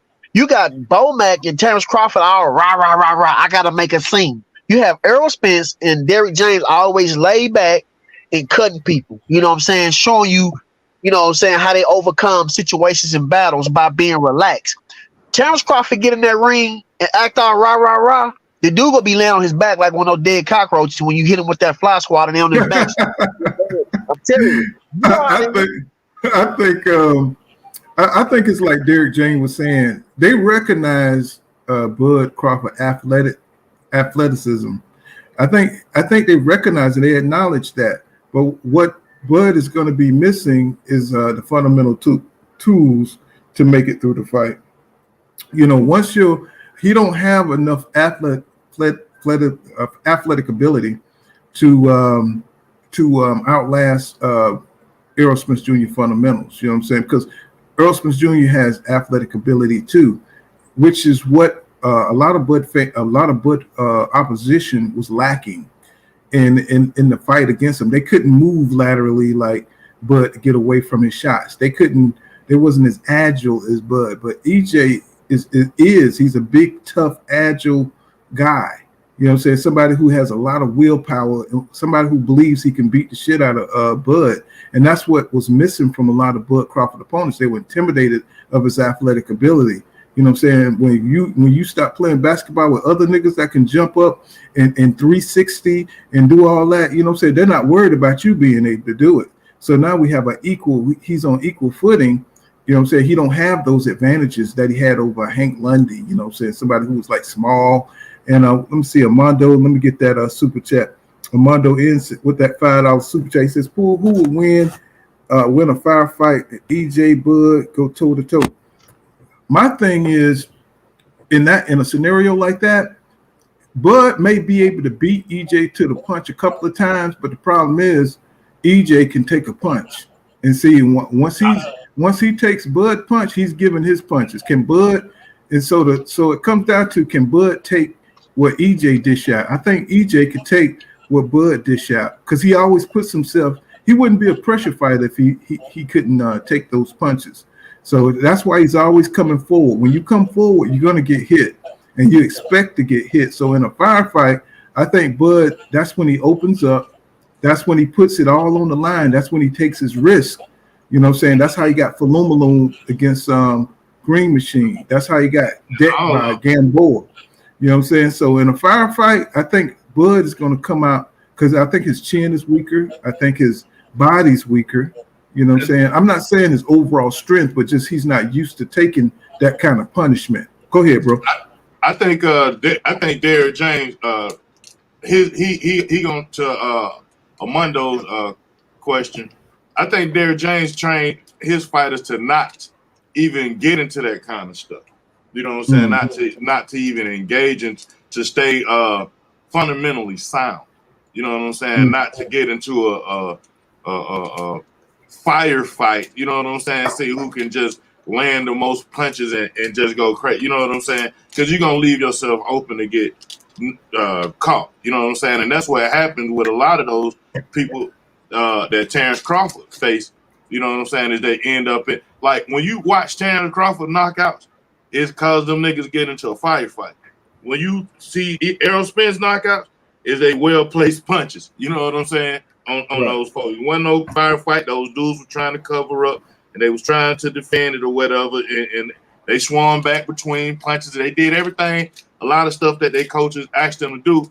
It was just, and EJ remained fundamentally sound. I think that's what Derrick James. But you can look at that Ugas fight. You can look at that Ugas fight because they got into a firefight, and you saw how EJ reacted in that shootout right there. You know what I'm saying? He knew how to guard himself in that space. Like, okay, we up close. So this how you fight up close. We at a distance. This how you fight at a distance. We mid range. This how, you know what I'm saying? And Derrick James way better than both. So Derrick James said this in an interview. He said, most times you see people train mitts. They train mitts in the ring, full count. He said he don't do mitts in the ring. He do mitts on the floor. So that way your feet don't, like people always talk about Errol Spence feet and stuff like that. He said he train them on the floor. That way his feet is constantly moving. He don't never have his feet set. He's like, you know, and it was asking him the difference between the bag and mitt work and stuff. What's the most important thing in the gym? He was like, everything is equal, you know. And I would want to hear this kind of stuff from Bomac, but Bomac wouldn't put that kind of, I don't think he break it down like that. Maybe not to the public. You know what I'm saying? He probably do it in the gym. You know what I'm saying? Or maybe to some of his colleagues, but in the public, he don't speak like, you know, like a person like myself who's not a master trainer. Okay, he say do the mitt work on the floor. So I go to the gym. I got somebody with me on the mitts. Now I don't want to do it in the ring. Derrick James say do it on the floor. You know what I'm saying? So my feet. Yeah. So now I got instructions from a master trainer. You know, the master trainer say, okay, when he ain't up on your over your shoulders while you on the bag like most trainers. He looking from across the room and seeing your mistakes, what you don't see, so he can know he can figure out some stuff about you that you don't know about yourself.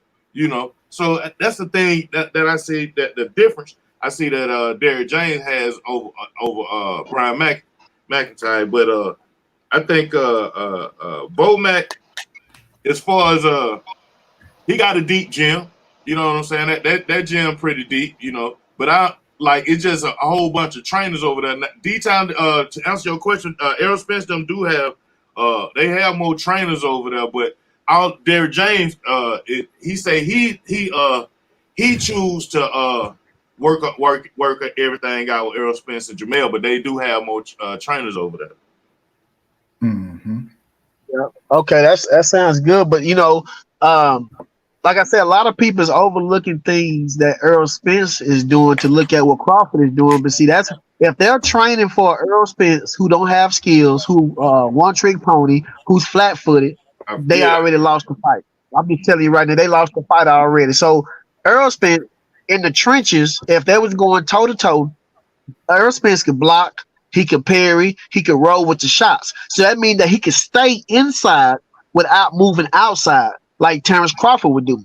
So Terence Crawford, for him to not be hit by Errol Spence, he would have to move outside and then come back inside, and that puts him out of range. So if it's a toe-to-toe, Errol Spence, he's going to get the best of Terence Crawford because, you know, it's like a little chihuahua going against a pit bull. A chihuahua can go hard, but can he take the bite of a pit bull? That's the difference. What's going on, Willie Williams in the building? I had a chihuahua named Rocket D-Town on the yard about 5 pit bull, and he held it on. What's going on, Willie? What's happening with it? Oh man, not much, man. What's up, Pooh? What's up? What's up to the Oh, final cool. What's that? All right. Hey, that's D-Town up there. Yeah, that's my man. Yes, sir. Yeah, how you doing, my man? Pleasure to meet you, man. I subscribe to your channel, man. Trying to keep it Texas strong, man. Thank you, sir. I appreciate it, my brother. Yeah, no problem. Yeah, man. I can't wait, man. I'm Earl all the way, man. Earl all the way. What do you think? What did you think about? Did you see what Bud Crawford kind of bowled up at Derrick James? What you thought about? Did you see that? Yeah, I seen it, man. That's all, you know what I'm saying? Theatrics, man. That's all theater, man. That's all that is. And I'm coming, and I'm surely in my heart of hearts, like Bo Mac said, you know what I'm saying? What he's saying. I don't believe nobody can beat Earl at 147, man. Just straight up. I believe he's, you know what I'm saying? Like I say, he's more stronger, he's more bigger, and he's more fundamentally sound than anyone, you know what I'm saying, at 147. Now, if you go up 154, 160, 168, who knows? We'll see. That's gonna be soon to be answered. But at 147, I don't think there's no one, and I give credit to Bud Crawford. You know what I'm saying? He's good, man. You know what I'm saying? I mean, this gonna be Earl's toughest opponent thus far. We don't know that. Huh? I said we don't even know that. But go ahead. I got you. Yeah. But on paper, put it that way. Yeah. On paper, you know what I'm saying? He's gonna be Earl's toughest, assignment. But like I said, I got Earl all day, man, and like I said, he got some for him, man, and I just can't, I've been talking to other, Crawford fans and stuff like that. A buddy of mine, he's a cousin of Crawford, so he rocks with him. Yeah, he rocks with him hard, man, and we got money on it and everything, man, and we just, you know what I'm saying. Like I said, I just can't wait to see, man, and because the thing they keep bringing up about Earl is the accident. It's the eye surgery. They say, yeah, it's been 2 years, whatever, because I keep telling them, man, that's been a while ago. But they like, look, but still, they still can catch up with you or whatever. I said, well, we'll see. He had 2 fights then. It's like Kell Brook, he made his decision saying he don't know about where he picked Crawford because he said Errol's been in some car crashes and he's had all these accidents. And I was like, bro, but you say Errol Spence Jr., got more power, you know what I'm saying? He hit harder. Kell Brook know what the answer is, bro. It's just that, I don't know, it seemed like the fighters that Errol, when he beat him, they don't want to admit it, bro. They don't want to give him his props for beating him. Danny Garcia said he had mental problems, you know what I'm saying, when Errol Spence Jr. beat him, you know what I'm saying? Sean Porter, you know what I'm saying? It took him a while to come around, you know what I'm saying, that he took a loss. And you know what I'm saying, even though there was a lot of back and forth, man, if you saw the work EJ was putting in on his ass, Sean was doing a lot of missing, bro. So you got to really watch what EJ is doing in the ring because he don't do shit flashy. But what he does is they don't want to give me credit and they keep on talking about it was just one little thing. Well, you couldn't beat that one little thing then, C-level fighter. He made y'all turn into C-level fighter. Sean Porter, Danny Garcia don't want to give me credit talking about, well, he only had the jab. Well, bitch, you couldn't beat it. If that's all he had, you couldn't beat it. Because like fighters like Jake LaMotta, they, you know what I'm saying, you take a lot of punches, but man, if he can break you down and knock you out, bro, it don't matter how many punches you took. You pressing the fight. The person who's pressing the fight is gonna get the punches. You know what I'm saying? Because he's making the fight, not the person that's laying back and boxing. No, so don't get me wrong. I like boxers. Don't get me wrong, but sometimes you got to sit down. That's why that dude lost to I keep forgetting Regis. You know what I'm saying? Because he wouldn't sit down and fight, bro. You know what I'm saying? You got to sit down for a couple of minutes and fight in each of those rounds, especially the championship rounds. You got to go for what you know. Yeah, if you don't, so you can't just purely box and stay on the outside. You got to fight. You know what I'm saying? So you can't take it from the champ. I mean, you got to take the belt from the champion. You know what I'm saying? You can't just pity pat your way to a win. You know what I'm saying? So, you know, and for a lot of these fans, they just go with who they like. If they don't like you, they're going to count them pity pat punches. Like, you know, Lomachenko did against Devin Haney. You know what I'm saying? He hit him with a couple of good shots, but he was missing a lot of that shit. And people was just turned up for Lomachenko because, you know, they don't like Devin Haney for whatever reason. Right. So, you know, so that confirmation bias is real. So when EJ is in there and you see EJ going to the body constantly, and you see a shot that lift his head up, they're like, oh man, EJ getting jacked up, but he just hit the man with 3 or 4 body shots. You know what I'm saying? So that's what Crawford do a lot of holding too. He ain't gonna be able to do that against no Errol Spence. I'm telling you that right now. Yes, he do. Yes, he do. Yeah, I see that in the. I didn't see that. You know what I'm saying? Footage of him and Sean Porter. He held Sean Porter a lot. You know, I guess that was their game plan to slow Sean Porter down earlier. He held Sean Porter a lot. They watched that Kell Brook fight. That Kell Brook, you know what I'm saying? The sway, especially of Sean Porter that's not in top-notch shape. Kell Brook held the shit out of Sean Porter, and that slowed him down, all that wild stuff. Now, see, he do that against EJ. EJ, that's his wheelhouse. He's on the inside where he likes to be, and he likes to work with that offhand. He likes to break one hand. He likes to frame your ass up from holding him. That keeps you stuck in one position. He works with that offhand. He did a lot with Kell Brook, who was doing a lot of holding and stuff. Yeah, that ain't gonna work good for Bud Crawford to try to clinch. I think the best move for Bud Crawford is to try to at least to calculate the rounds he lateral in. You know what I'm saying? He got to do that for at least 7 rounds. He got to be calculated on that. Other than that, all that clinching and shit, he gonna get beat up even worse doing that. Yeah, he gonna have to move, man. He gonna have to you like you say, you know what I'm saying? He gonna have to move around, man. You know, he gonna have to box.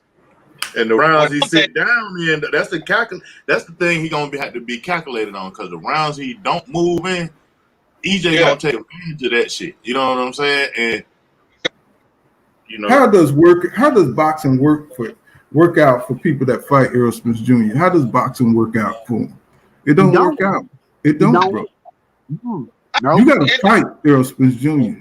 Who that said? That was Adrian Braun, I think, said that. He said you got to fight him, bro. And then it's like picking your poison, because if you fight him, you damn near shit. You falling right into his wheelhouse if you try to fight him. You know what I'm saying? It seems like you picking your poison. You know, which one go out. You know what I'm saying? Right. You can't afford to take a round. You can't afford to take a round off to get your wind up. Like, so it's a fucked up situation. Exactly.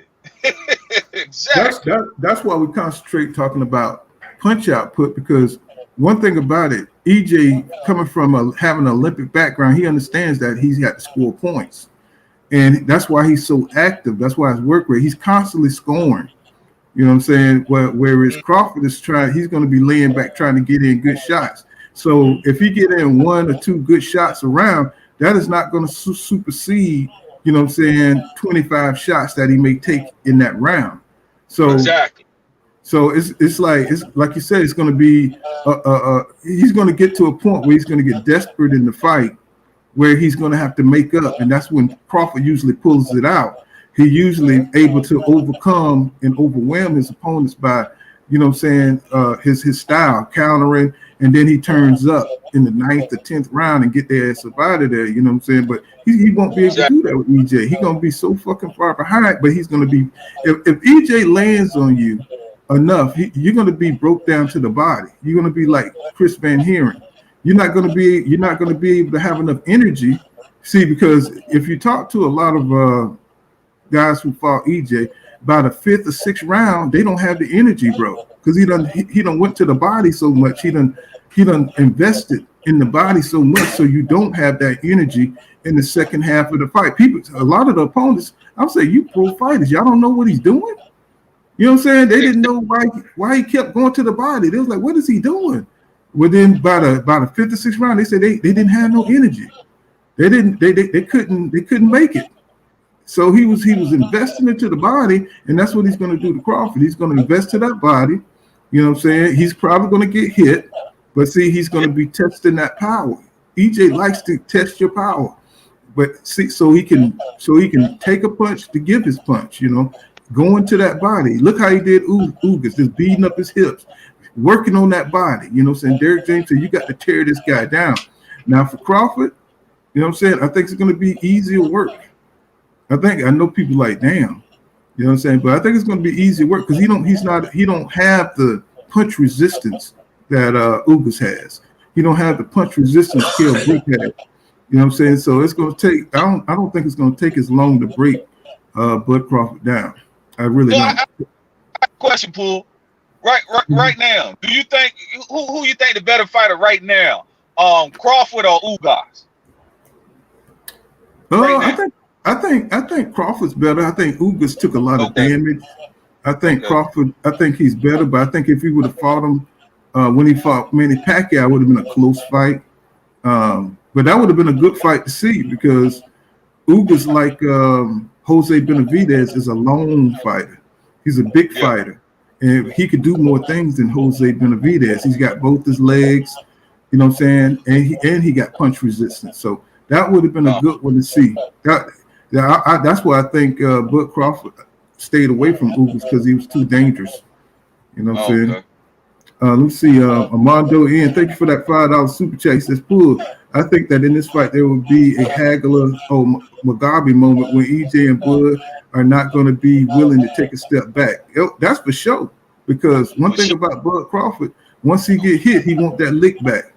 You know what I'm saying? And he don't want the fight. He don't want the perception of the fight to seem like EJ got all the momentum. So he's going to want to take that momentum away from EJ.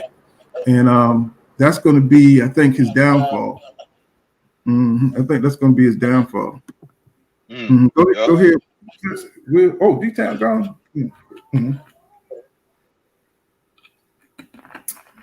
Let's see. Amin Rashid L. He says that's true. He said, he's talking to what's his name? This is BA say EJ broke Lamont down early. The beautiful body work. That's why Lamont became stationary. He does the same thing every fight. That's his technique. You know what I'm saying? Break you down to the body, make you stationary, and as you lose energy in the fight, he turns up. You know what I'm saying? Putting Go ahead, my fault. Now I'm about to say how much big Lamont Peterson is over them other the rest of them folk. He broke a bigger that Lamont Peterson is a big jack, you know what I'm saying? Compared to Danny Garcia and Kell Brook. That was a big fighter he broke down. But a lot of things that escape a lot of people is that Lamont Peterson helped develop Errol Spence Jr. and Sean Porter and a lot of those young fighters. They looked up to him. You know what I'm saying? Yeah, I mean, Lamont Peterson got more skills than you think. Oh, you said drop the link. He got way more skills than you think. He just got beat up a lot, and I thought he beat Danny Garcia in that fight. I thought he beat Danny. I did too. It's just Danny Garcia had that momentum, you know. He coaches now though. He got EJ ready for the Olympics. That's what I'm saying. You know, and they stayed up all night practicing. You know what I'm saying? Yeah. So he helped develop a lot of these fighters, and EJ gave him a payday. You know what I'm saying? Even though he went in there to win, and he went to test himself, he gave just like Roy Jones Jr. gave Mike McCollum a payday. You see what I'm saying? Even though he went in there and tried to win, he gave him a payday. If you're a friend of the fighter, you're gonna fight him. That's why I think this Jamal Charlo and EJ fight is probably gonna happen, y'all. It's probably gonna happen. You think him and Mel? Yeah, they're gonna fight. You see Jamel and Jamal, they'll fight for 250 million. They say they want for 500 million, 250 apiece. Their mama be mad, but they'll do it. Shit. Yeah. Man. Bud Crawford best to be focused and stop focusing on Jamel. You know what I'm saying? I know he wants that. I know they kind of got the same kind of rah-rah attitude, but he better concentrate on EJ and leave Jamel alone, because that's a whole different that's a whole different beast he's gonna have to face with that 2-fight deal he got. You know what I'm saying? I don't know what's the particulars. Somebody mutes. They got some radio in the back. Let me see that me. I know I'm in the truck. But yeah, you know what I'm saying, he better focus on EJ, you know what I'm saying, and leave Jamel alone for now. You know what I'm saying? They both got dangerous fights ahead, you know what I'm saying, you know, with Tim Tszyu, you know what I'm saying, Jamel, you know what I'm saying? So he's gonna be active. And so if EJ come off this win, I think they got a rematch clause. No matter who lose, they got to fight again. You know what I'm saying? It's a 30-day activation stipulation in there. So whoever lose, they got to put in for that rematch in 30 days. So you know what I'm saying, win or lose. You know what I'm saying? So that's what that is. Hey, Brown. Hey, what's up, Paul? What's up, everybody? What's going on, bro? Hey, I wanted to ask a question. Who all seen the movie Tombstone? Oh boy, you know that's my movie, boy. Don't go around here loud down. I wanted. Hey, I wanted Brown, to make a there you comparison. go. Oh, you were just about to click in, bro. I wanted to make a comparison real quick. Mm-hmm. That's a clip. Bud is Johnny Ringo, right? Wyatt Earp. He ain't no Daisy though. He ain't no Daisy. He ain't no Daisy, but Wyatt Earp, he Derrick James, and EJ is Doc Holliday. Every time Johnny Ringo tried to step to Wyatt Earp, he ain't want no business. He was calm, cool demeanor, want no money in it. When Johnny Ringo tried to do that same shit to Doc Holliday, motherfucker got scared. He knew what it was. Oh, I was just Josh, and I was just kidding around. Yeah, I was just playing. You know. You know what I'm saying? See that what Floyd Mayweather said? You can't play boxing. So all that I ain't mean to say that. All that shit over with now. Everything that y'all said and then when y'all get face to face, you nigga tuck tail. What happened to all that? He's a drunk. He's a this, that, and the third. Mm-hmm. Y'all get it. Y'all just see them folks face to face and y'all tuck tail. Man, come on, man. You said Bud was scared of you guys. I was wondering that. Somebody said Bud didn't want to smoke with you guys. I could debunk that. But how when Bomac came on Trill Boxing, he was talking to Black Fight Fan, and they were talking about Ugas and how dangerous he is and stuff. And I never seen anything with Bud tried to or that camp tried to make a fight with Ugas. And plus, Ugas was free when he had the belt, and he could have fought Ugas for that belt. And EJ would only had 2 belts. So how you debunk that? How was that when TC had a belt before you guys? He got his belt from Jeff Horn in 2018. You guys went for his first belt in 2019 versus Sean Porter. He didn't go the WBO route. He went the WBC route. Then after he lost to Porter, he went Errol Spence's route. He never went for the WBO. And Crawford been a champion since 2018. But for one. Go ahead. That's what I'm saying. Them went the other way. Yep. I mean, Crawford had a chance. Crawford can't do anything. If Crawford's the champion, you got to come for him. But they chose not to fight somebody. He was a dangerous fight. That's what Bomac said. That's what his own coach said. So you got to debunk. All the welterweights are over at PBC, and Bud know that. Right. So he had a chance. He had a chance. Go ahead. No, you keep going, Paul. No, you keep going. No, I was about to say, yeah. What I'm about to say is, Ugas, when he got the WBA championship belt, Bud could have fought him right then, bro. He could have unified. Yeah, you're not holding. See, my problem is, but you putting that on Bud. That's right, because Bud never unified, bro. EJ got 3 belts. What are you talking about? He got 3 belts. You just unified with Bud since he's easy work?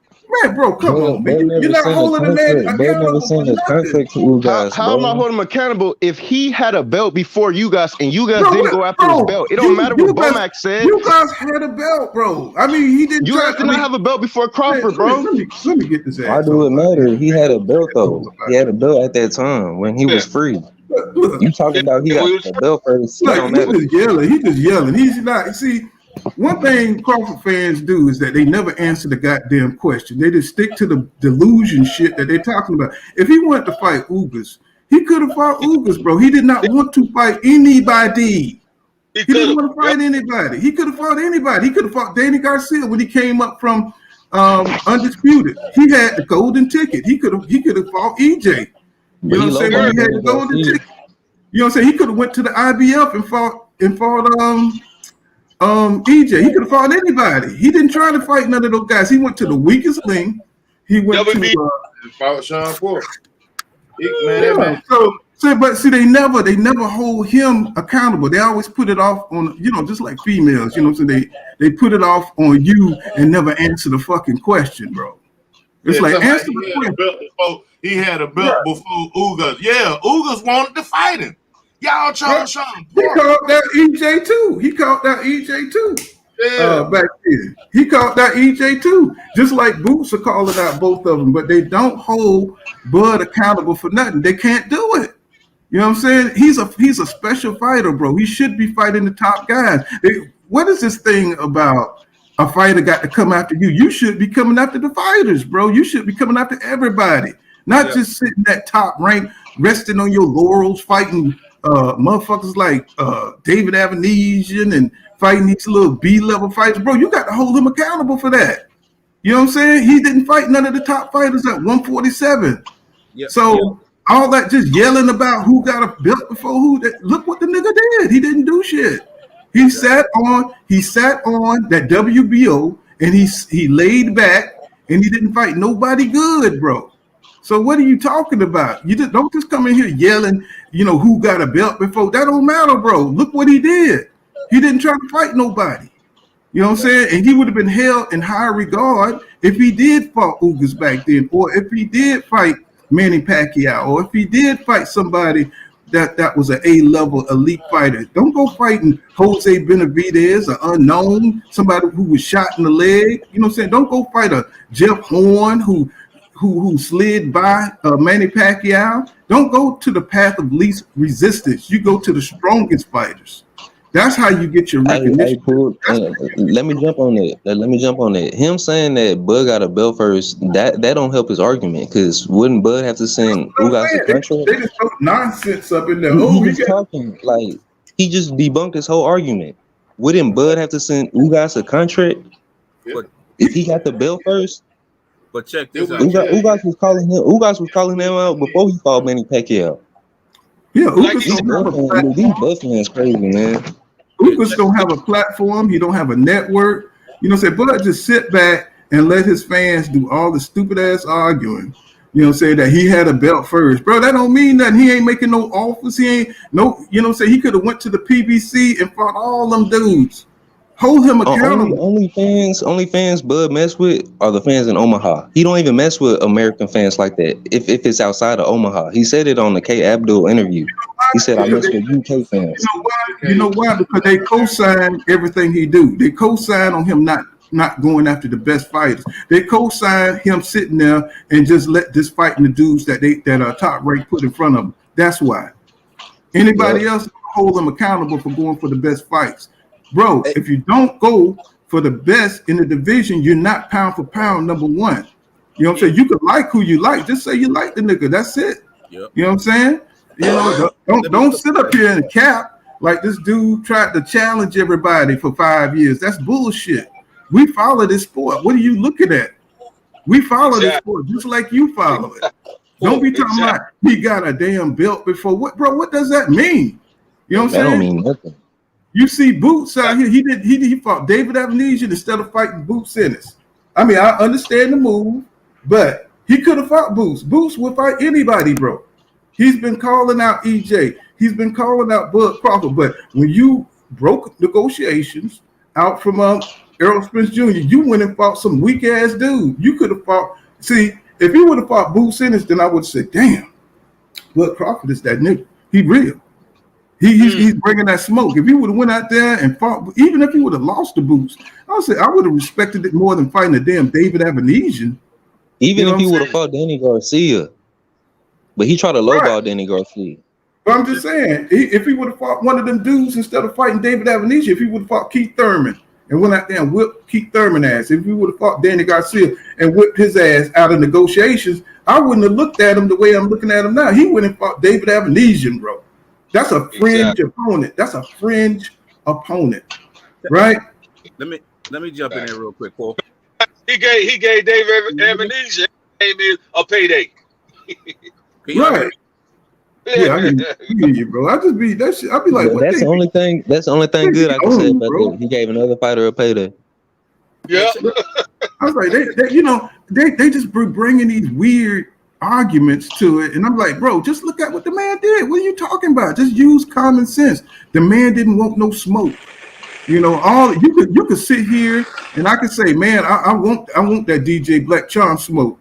I've been after DJ Black Charm for 5 years and shit. Never sent him a contract. Never said nothing in public that I'm open to a fight for him. Nothing. Just his fans capping. You know what I'm saying? It's like, bro, come on. And even your coach said that dude Ugas. Yeah, you know Ugas because he beat your ass in the amateurs twice. You know who he is. You know what I'm saying? Yeah, that's what I was about to say. You can't bump your coach running the other way. The man coach went the other way, man. Fuck, I mean, bro, how you gonna your coach? It two niggas in the gym that's supposed to get in the ring at 147, and the coach say, "No, man, you ain't gonna get in the ring with him. We're gonna go the other." Yeah, that must mean the other nigga better, or something. Or why y'all don't want the nigga get in the ring? I think the narrative is Ugas beat him in the amateurs too, though. Yo, check this out, right? Paul, you got a super chat too. You got what now? Super chat. Oh yeah, 52 blocks. Y'all support 52 block boxing that way. Man, if y'all like my channel, man, 52 blocks be on that shit, man. His stuff is really good over there. Y'all check out 52 block boxing network. Thank you for that $9.99 super chat. It supports the channel, bro. He says EJ has two different styles. In the early rounds, he fights on the outside. In the later rounds, he fights on the inside. He exerts less energy on the inside, so it always seems like he's turning up. Yeah, that's a good little that's a good point. Yeah. Check this out though, right? Yo, when this guy was over with Top Rank, right? What they do with him? They matched him up with what was the best out there for him so he can get those belts, right? So he leaves Top Rank, he comes over to the 147 division, and he does the whole opposite. And he's being called pound for pound for some strange reason. When you got the guy on the other side that you about to fight in Earl, who's pulling guys up from the division to fight them, other champions from the divisions to fight them, and he's not being called pound for pound. That doesn't make any sense. Hopefully, Gilly the Kid was talking about that too. Like, how is this dude pound for pound and Earl got all 3 belts?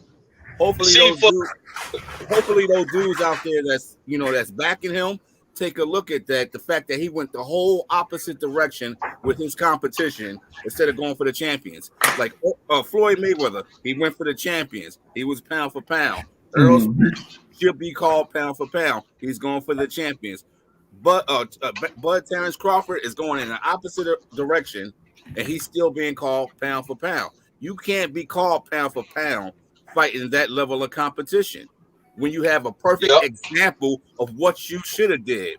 You got Bo Mac talking about how tough goddamn Ugas was and would be, and you don't even bother to go fight them to prove your point. But you got to remember, he said he wasn't interested in any of this stuff. He said he was already accomplished and everything. Right. So they start looking at that to see that was never his goal.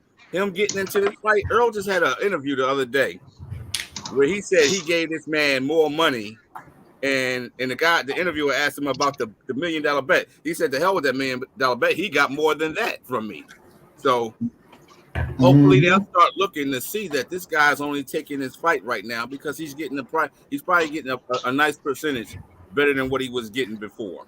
But my thing is with boxing fans, they need to understand that, just because, you have a loss, that don't mean that's not how you equate a fighter. If you look at Ugas' record, yeah, he got a lot of losses, but he rebuilt himself up to the point where, he became a champion, a WBA champion. And how many losses he got? I think he got like three or four losses. But that was early in his career. Just like Canelo. Canelo got losses early in his career too. See what I'm saying? So it's all about opportunity. See, people use that kind of stuff, you know what I'm saying, to dispel you. No, bro, we can see what you do in the ring. It's how you win, how you lose, the opposition that you face. And that's why Bud gets so much pushback on this bullshit, because we're looking at his opposition and who he fought. He didn't try to fight the best, and that's all it is. You know, everybody keep trying to make it like it's some kind of calculus, but it's not. It's just that you haven't fought the best in the division that you moved up to. You're trying to use the competition that you fought at 140, and which wasn't shit, by the way, in 147 division. You know what I'm saying? Yeah, you weren't undisputed in a weak division, bro. You know what I'm saying? You didn't have Pernell Whitaker in there. You know what I'm saying? You didn't have no tough dudes in there. You know what I'm saying? You didn't have the opposition in that weight division to become undisputed. You won like you won over a weak division. Look at Canelo. You know what I'm saying? He's undisputed at 168, but he's disputed because he haven't beat David Benavidez. That's what I'm talking about. You could beat weak opposition, bro, and become undisputed, right? Yep. But you can't use that at 147 at a whole nother division. You got to conquer that division. Has Bud Crawford conquered 147? Anybody? Has he conquered 47? So what are these people talking about? Who got a belt first and who got a belt last? You got a person. And you know what's crazy about that pool? Canelo got undisputed in less than 1 year. That's alarming. Motherfuckers just don't get undisputed in that short amount of time. You do when you got the WBA giving you major training partners to fight. When you do when you skip over the best guy in the division. Of course, they paved the path for him. Armando N, thank you for that $5 super chat. He says, "Pool, why Bomac underestimating EJ's skills?" It's like Robert Garcia once said. They looked at EJ and looked at him and they said he was basic. You know what I'm saying? He didn't have a high boxing IQ. See, they thought they could just go in there and because he's fundamentally sound, they thought that's all he could do. That's all he was. See, and that's really EJ's advantage in a lot of these fights is that people look at how he fight and they think that is nothing to it. But there's a deception in the way he fight. There's his boxing IQ that they got to contend with. So Robert Garcia said he could do everything. After they fought Mikey before, they didn't think he could do nothing. They thought he was just basic. But after he fought Mikey, he said, man, that man got answers for everything. I want to know what Mikey saw. Because he's talking about he sees something. He still ain't tell the public what he saw. Well, Timothy Bradley said that shit too. What he saw was a guy that works behind the jab, a man who, throws, the left. You know what I'm saying? He saw a basic dude that he thought he could outclass. You know what I'm saying? That he thought he could outthink. Right. And he wasn't able to step around because EJ was moving with Michael Garcia's stuff. He probably don't have the fastest footwork in the world, like a lot of these boxers, but he moved with them folks step for step. So Michael wasn't able to do that little spin niggas around. He ain't make EJ do the merry-go-round. I thought he would, but he didn't. Well, and that reaction that Mike likes to do that little dip, and like to catch you off guard. You know what I'm saying? But see, yeah. When you fighting somebody and they're more athletic than you, you know what I'm saying? They underestimate his athletic ability and they underestimate his boxing IQ. See what I'm saying? And that's what Robert Garcia was saying in so many words. That he got an answer for everything, bro. It's just he does it in a template. He does it in a fundamental template. You know what I'm saying? He does it out of that behind the jab, that double left jab and left. You know what I'm saying? So people think he's just simple. You know what I'm saying? He's easy pickings because they can jump around the ring. See, EJ even told you he don't like all that kind of thing. Jumping around the ring, switching and all that. You don't need to do that to win fights. You know what I'm saying? All you have to do is stay fundamental and work out of that. You know what I'm saying? He showed how easy it was. And most guys don't want to fight in the ring, and EJ knows that too. You know what I'm saying? He's willing to fight, stand in front of you and throw them blows. And a lot of guys don't want to do that. EJ said he can do that flashy shit. He just said, I'm just looking to break my opponent down more than anything else. And he's trying to do it the most simple way possible. trying to do it the most simple way possible. TZ says Tim Bradley did. Somebody mute said got that background. I don't know. Let's see. TZ Frank says Tim Bradley did say what he saw in Spence. He said Spence can't fight off the back foot. Then he later came back and said he was wrong. He watched footage of Spence can fight off the back foot. Yeah, all you have to do is watch the film. You know, say if you watch the Mikey Garcia fight, you know he can fight off the back foot. You know, it's just that people don't want to give a man credit. You know, they even in the Porter fight. Go ahead. Yeah, even in the Porter fight, he was making Porter pay off the back foot, countering him with legs. The nigga hit Porter in the damn throat. Well, if you look at that Sean Porter fight, and you saw how he was slipping Sean Porter at the beginning of the fight before he decided to choose violence, and he was just slipping. He was just slipping, and he was, you know what I'm saying, he was putting his hand on Sean Porter's head, turning them, using, you know what I'm saying, just you know, he could box, bro. He could box, you know what I'm saying, if he want to, but he don't like to box. He likes to fight. That's his thing. He likes to fight. He's probably the only come forward fighter I've seen that take the least amount of punches, and that's crazy. Because the way he puts mental and physical pressure on people, and he taking that least amount of punches, I ain't never seen that shit. And you know, another thing is, if they watch the Lamont Peterson fight, they know he can fight on his toes, bro. Yep. He can fight on his toes. I don't know what people they don't watch enough of his fights to like really evaluate him. You know what I'm saying, that way, but he can fight. He even switched in the Lamont Peterson fight. Go back and watch the fight. He switched for a second. You know what I'm saying, but he switched in that fight. So what? And he got good feints too. He can feint like a motherfucker. So I mean, just talking up his skills, it's like he don't like to do a lot of that fancy stuff. You know what I'm saying? A lot of that extra stuff. He likes to go in there and fight a certain way because it keeps him at a certain pace. You know, he can pace himself better, you know what I'm saying, by putting that pressure on, by, you know, saying, you know, if you're doing all that extra shit, you can't really pace yourself. You're going to burn yourself out. You're going to be doing stuff that you're not used to doing, you know what I'm saying, and you're not going to be as effective in the ring. If you notice, EJ keeps the same pace. People say he's slow, he's this and that, but he's pacing himself. He's trained himself to throw hard punches consecutively or consistently for 12 rounds. And he's consistent. Somebody said him being consistent is going to be a problem for Bud. Right. That consistency is going to be a real problem. But that's why he fights like that. It's not that he can't throw combinations. It's that he paces himself at that rate, that punch rate.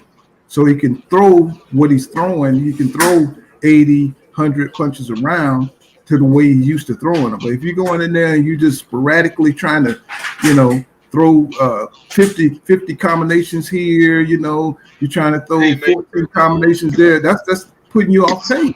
Mm-hmm. What you said, DJ? You were saying something, DJ? Oh, no, I wouldn't mean that was somebody else. That was me. Oh, okay. Yeah. Hey, Poole, what approach do you see Crawford taking? You see him taking the Sugar Ray Leonard approach or the Thomas Hearns approach? When Thomas Hearns fought Hagler and Sugar Ray Leonard fought Hagler. I think it's gonna look. I think the fight gonna look like that. I think once Bud get hit upside the head, I think it's gonna be a fight. I think it's gonna be a fight. I think it's gonna go just like that. I think Bud gonna get in some good licks. And I think that's going to be it. I think it's going to be like 3, 4, maybe 4 rounds. You know, because Bud ain't going to allow EJ to handle him in the ring. And I think he's going to want that lick back. And we know EJ constantly is putting them hands on him. So it's going to be a fight early. You know what I'm saying? Because Bud can't afford to start late. He can't afford to go in there and be a computer. You know what I'm saying? He's going to have to get his respect early. And he's going to have to show EJ that he can hurt him. You know what I'm saying? And if he can't do that early, it's going to be a problem. It's going to be a problem. I don't know what adjustments Bud can make, you know, besides knocking out EJ. I really don't. Because he don't throw enough punches to win rounds.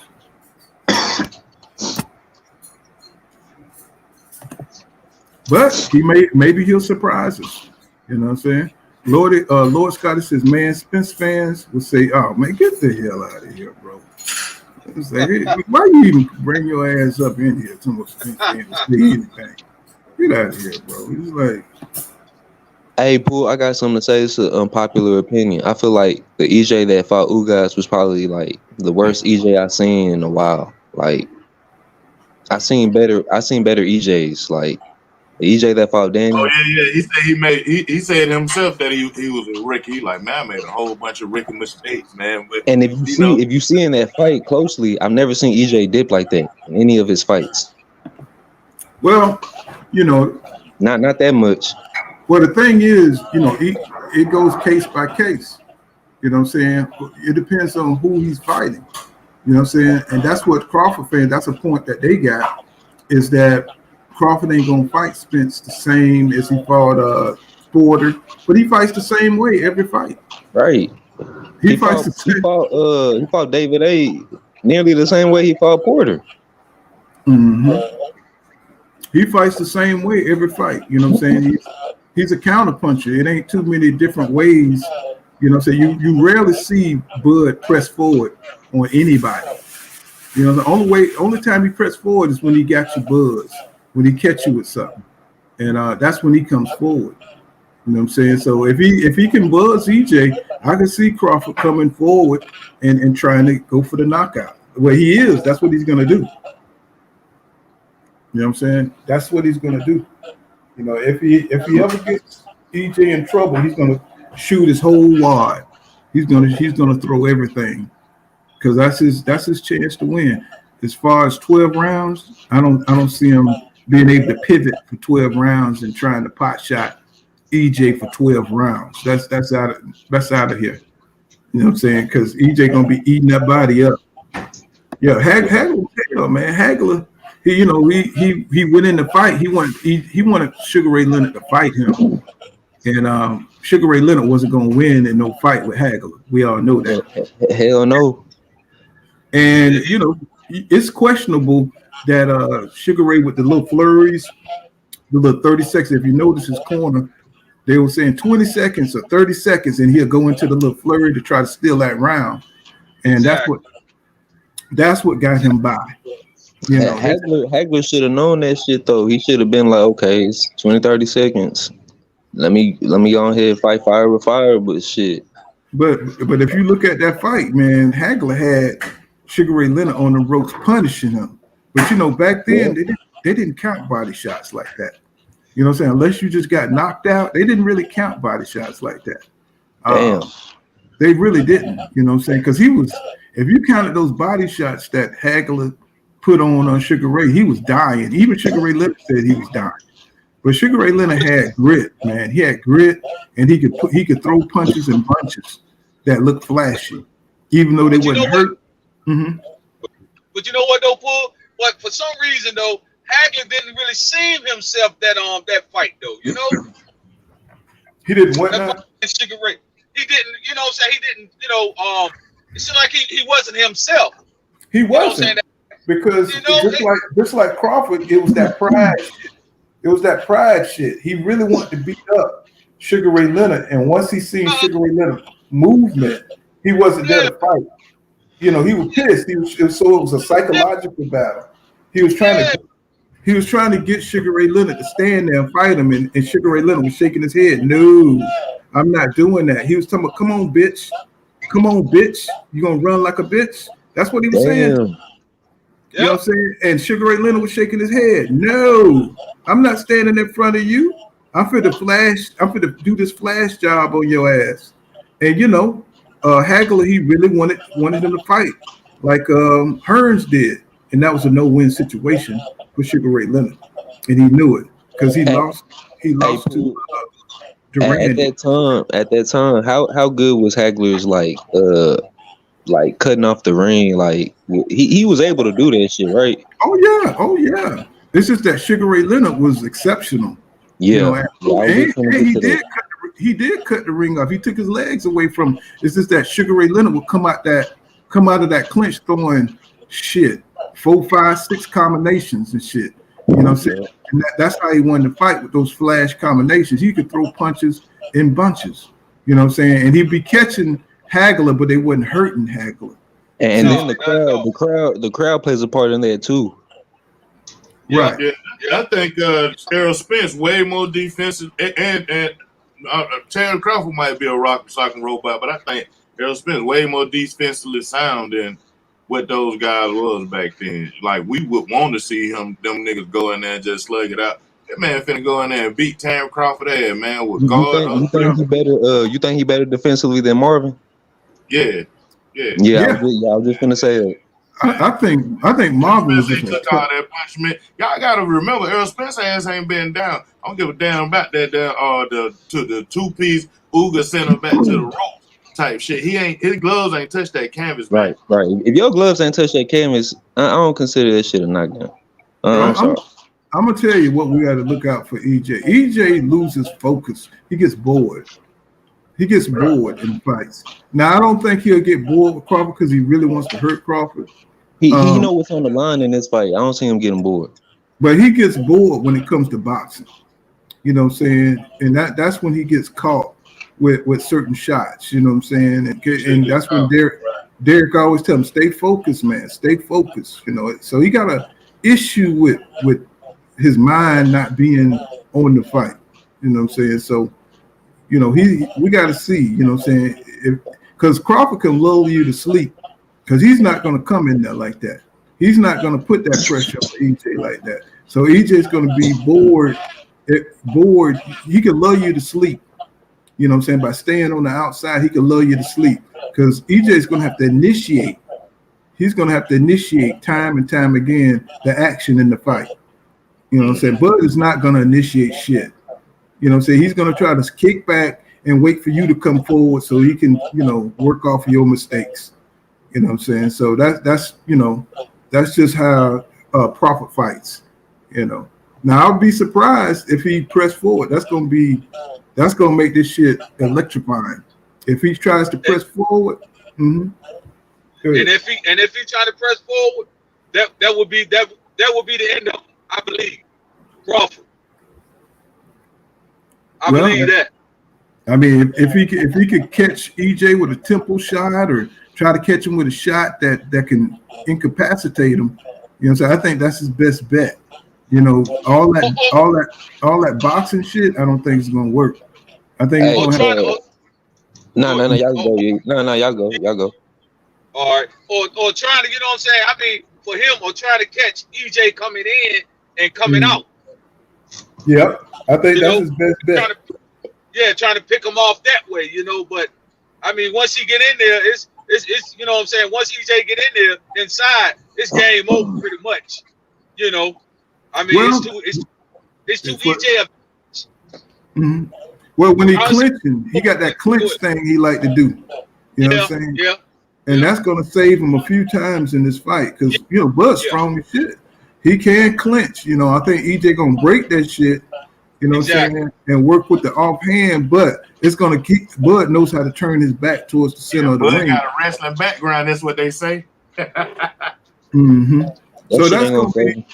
that's gonna be interesting to see if he can if EJ can frame him up, or if Bud can clinch and try to pivot off that clinch. You know what I'm saying? Hey, Paul, I got something to say.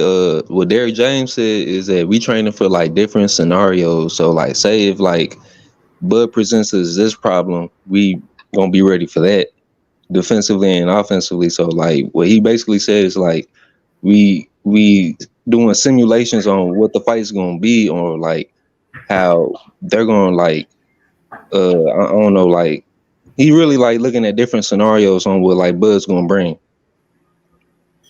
Well, it ain't too many scenarios, because the style that he uses as a counterpuncher. You know, is he a pro boxer and can use different techniques? Well, Bud isn't a risk taker when it comes to changing up his style. You know what I'm saying? It's like he's a counterpuncher. That's what he do. Can he fight another style? Yeah, but is he going to try some shit like that in the biggest fight that he you know what I'm saying? Yeah. the top fighter he ever fought? Will he try to change up his style? I don't think so. I think he's going to do what he knows.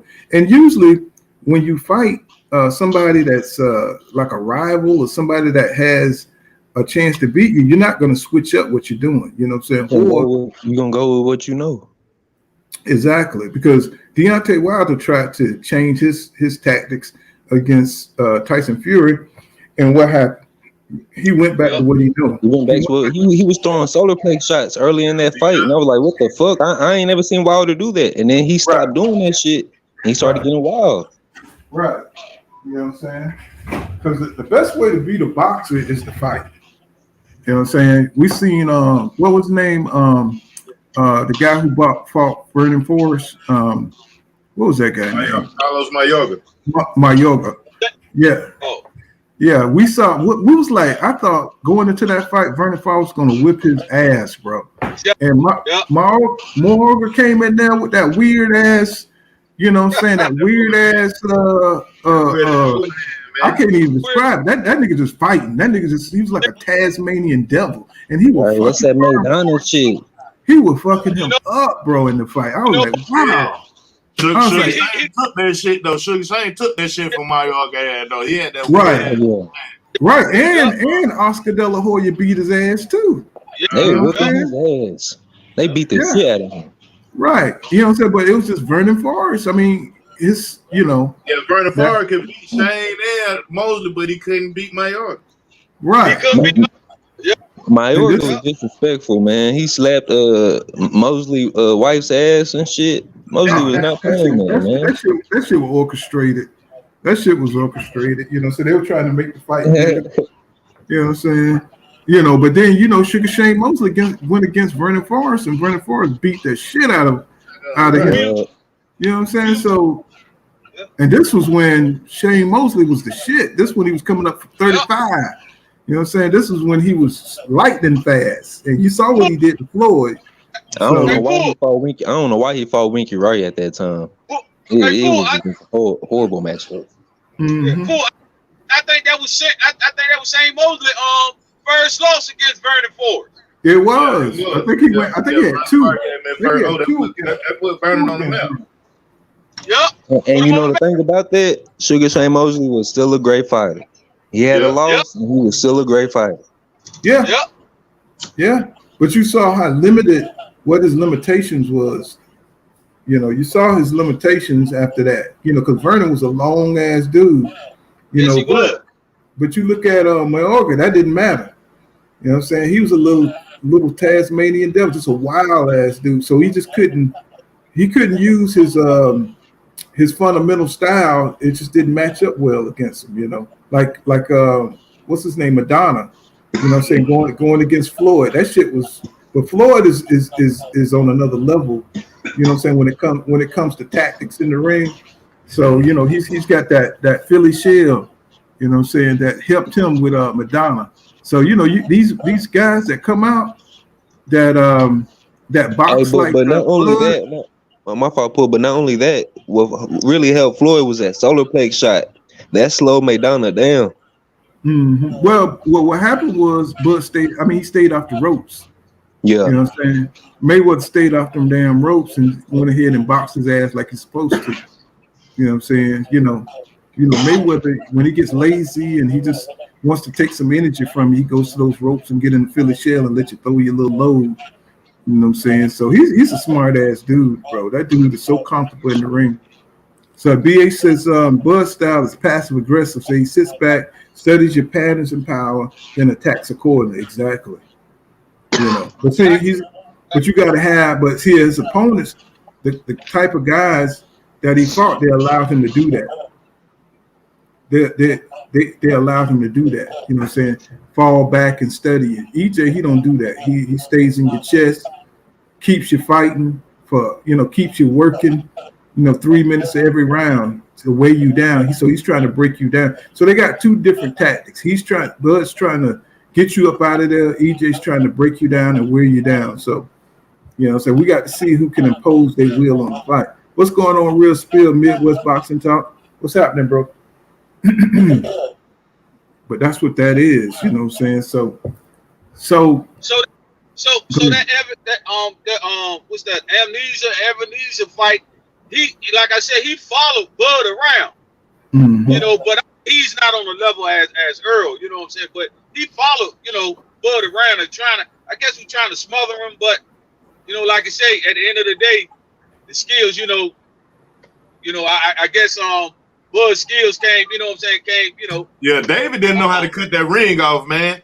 When he was hitting connecting on Bud, he didn't know how to cut. And Bud knew how to circle him left. Bud knew how to circle him right, which is what Regis need to learn how to do. But Bud knew how to circle him left, knew how to circle him right, and he made David Amnesia look like the C-level fighter he is. You know, and he couldn't fight lateral.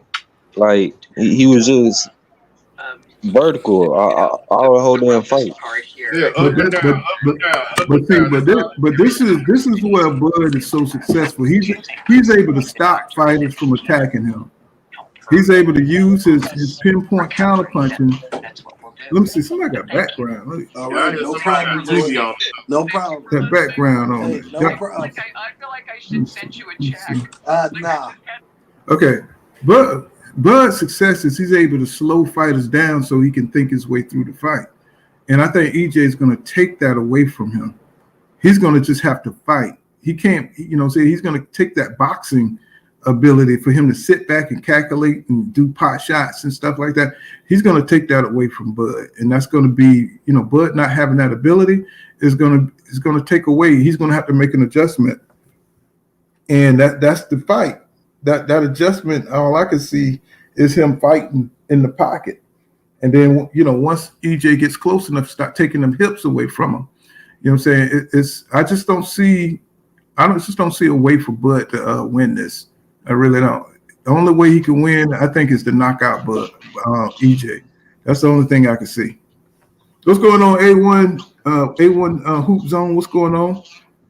What's going on, bro? Y'all subscribe to A1 Hoop Zone. You know what I'm saying? So that's what that is, man. So let me see. Cop Killer says Hagler won that fight against Sugar Ray Leonard, but the judges gave it to Sugar because he was, showboating and wooing the crowd. Exactly. You know what I'm saying? BA says EJ style is tactical aggression. He studies your patterns, your power, while breaking you down with technical volume, punch placement, cutting off the ring, and making you fight. Exactly. That's a perfect sentence right there, bro. That's a perfect sentence. That's all he does. Can he do other things? Can he switch and fall back and what I'm saying? And can he one thing about it, EJ ain't the best counter puncher on the outside. You know what I'm saying? He's not the best counter puncher on the outside. He's more of the person that initiate the fight. He's not a person that counters your counter. He's more focused on catching your punches and making you pay for that shit. I want to say is I can't really put my finger on it how I can explain it, but no, I know what you're saying. You know what I'm saying? The way he counters is to get on the inside so he can do damage to your body. Yeah, that's why I say he takes a punch to give a punch.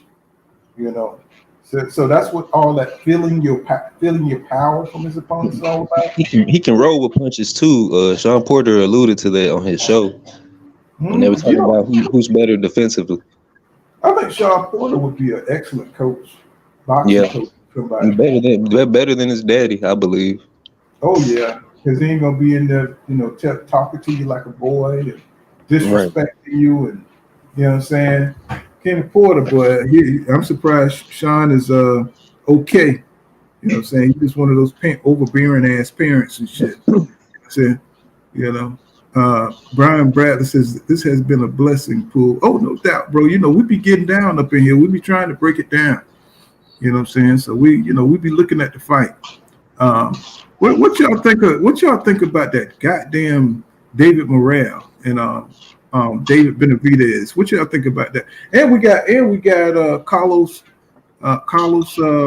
Adames and J-Rock. What y'all think about that? I think that's a good ass fight, bro. Well, the Benavidez situation, I feel like that falls under the criteria of ducking, if we're gonna be honest. Like, you finna fight Jaime Munguia. The dude looked bad his last fight. And David Morrell, he looked great. He's calling you out, called you a bitch, talking about you gonna get your get your shoes stolen. Like, bro, you need to go on here and see about that, David. David Benavidez, you call yourself the Mexican Monster? Come on, bro. The Mexican Monster ain't no joke, bro. I think that's like Earl calling himself the Truth, and he fighting fucking Josecito Lopez, or he fighting fucking somebody we don't want to see him fight. I think that's the next best fight this year, man. Behind Earl and Crawford. Yes, Morrell sir. and Benavidez.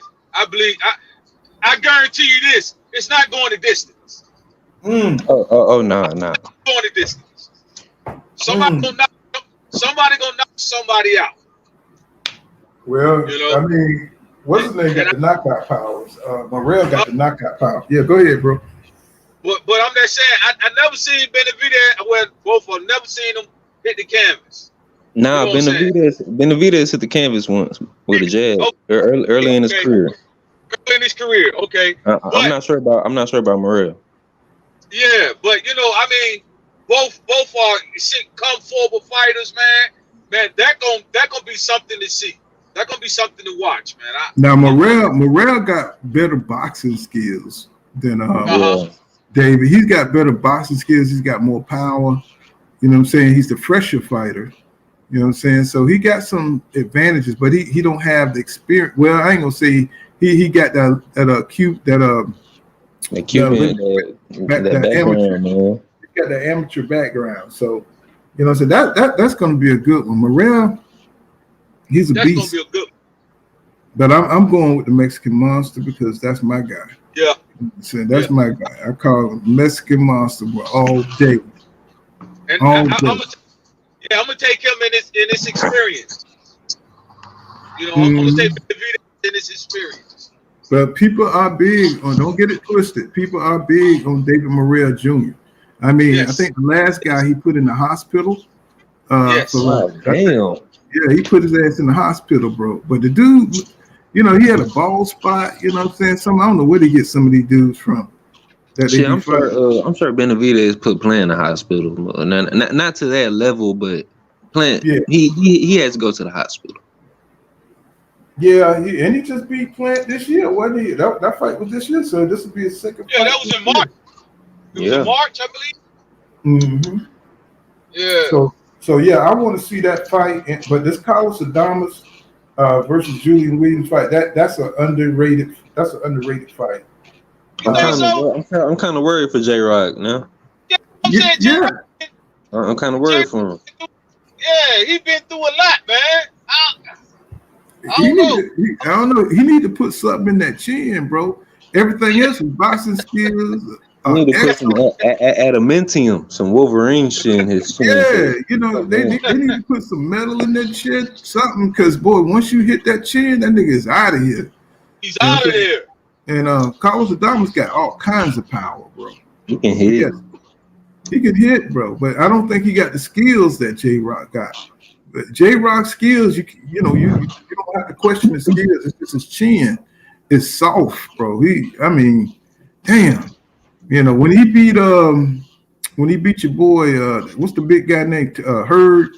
When he beat Hurd, he put a master class on his ass, bro. But Hurd don't have power like that. You know what I'm saying? Hurd don't have power like that. Then when he fought Rosario, I was like, oh shit. Rosario beating on him. But look, it's funny because Rosario, you hit him in the damn solar plex, he out of there, bro. Oh yeah. This is weird. It's weird, isn't it? Charlo had him convulsing.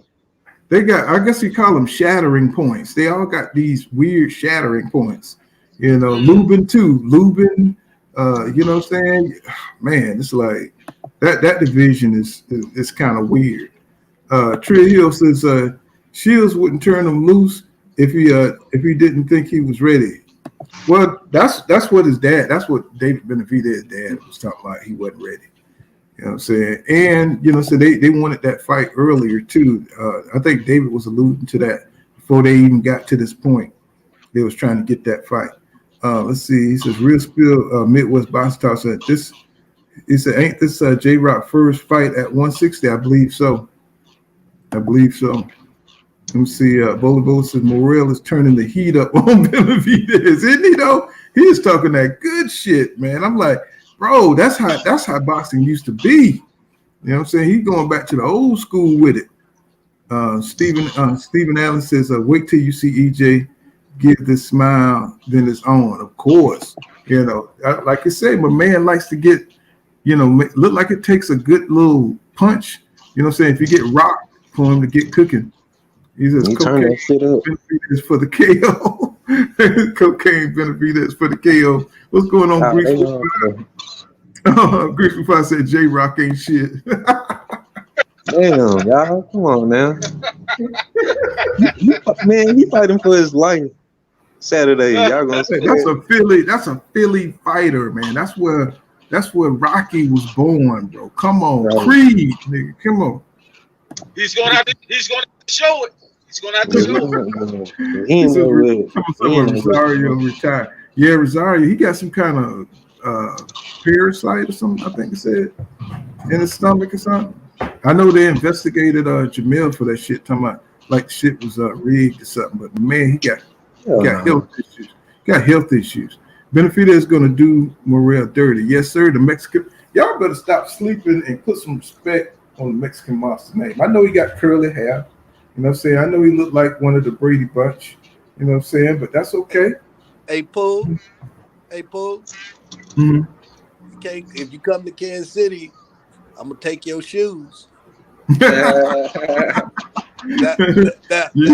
have mine because I said it like that, Pooh. But I know in your mind you said you'll come to Kansas City 12 times and nobody ain't gonna take your shoes. So well, they wouldn't want my shit because you know I got them old Jordans. You know what I'm saying? You know what I'm saying? My shoes are work shoes. You know what I'm saying? So I don't think they want my shit. But they can have them. They can have them, bro. Yeah, I think Morrell, man, when I looked at him, he only had 9 fights. And so I don't know, I think he's doing what he needs to do. I mean, obviously he demonstrated, that old school way of getting the attention he needs and letting it all be out there. A lot of them just be talking, but hey, that man talked about the man's entire family, his entire family. Hey, I think you got to put him on. I think the Mexican monster. I ain't gonna say you got to fight him, this year. Mm-hmm. Next year, that need to be on his list. No, he need to fight him this year. What weight class Jaime Munguia fight at? Man, I don't even want to talk about that dude, bro. That dude suck. You know what I'm saying? He at 160. He at 160, right? And David fight at 168. He's not gonna fight David, bro. You think you saw he just went life and death with an old ass Derrick. He just went life and death, and arguably Derrick won that one. He just hit the canvas one time in the championship round. You know what I'm saying? I mean, Derrick really won that fight. You know what I'm saying? So David gonna kill that dude, man. They better not put that shit together. David gonna kill him, man. Man, they know Oscar De La Hoya, just like he didn't want Ryan Garcia to fight Tank Davis, he knew he wasn't ready. You know what I'm saying? They know that Jaime Munguia is not ready for no big fights. They're gonna hide him. He lost to fucking Chris Hogan, that white boy. Right. You know what I'm saying? So it's just crazy, man, how they be trying to see. He wants another Canelo. He wants to make Jaime Munguia another Canelo. But see, it ain't enough old champions, old ex-champions for him to whip so he can get the name of a Canelo. There is no Floyd Mayweather's for him to lose to, you know what I'm saying, to you know what I'm saying, pass the torch to. And that's another thing that always bothered me about the Canelo shit was that he lost to Mayweather, so how he become a star? You know what I'm saying? It's that Mexican fan base. The motherfuckers ride deep, I'm just saying, you know what I'm saying? Ain't you supposed to beat the legend? Ain't you supposed to beat the legend to pass the torch? Yeah. You know what I'm saying? It's like, you know, and Jaime McGill, he got like the same number of fights as Canelo had. You know what I'm saying? When it was time for him to come out the closet.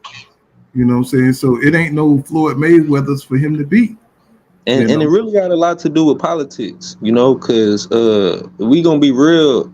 Muhammad Ali was old as fuck, and he beat George Foreman, but George Foreman ain't get the clout that Canelo got. I know we dealing with different times, but it still got a lot to do with politics.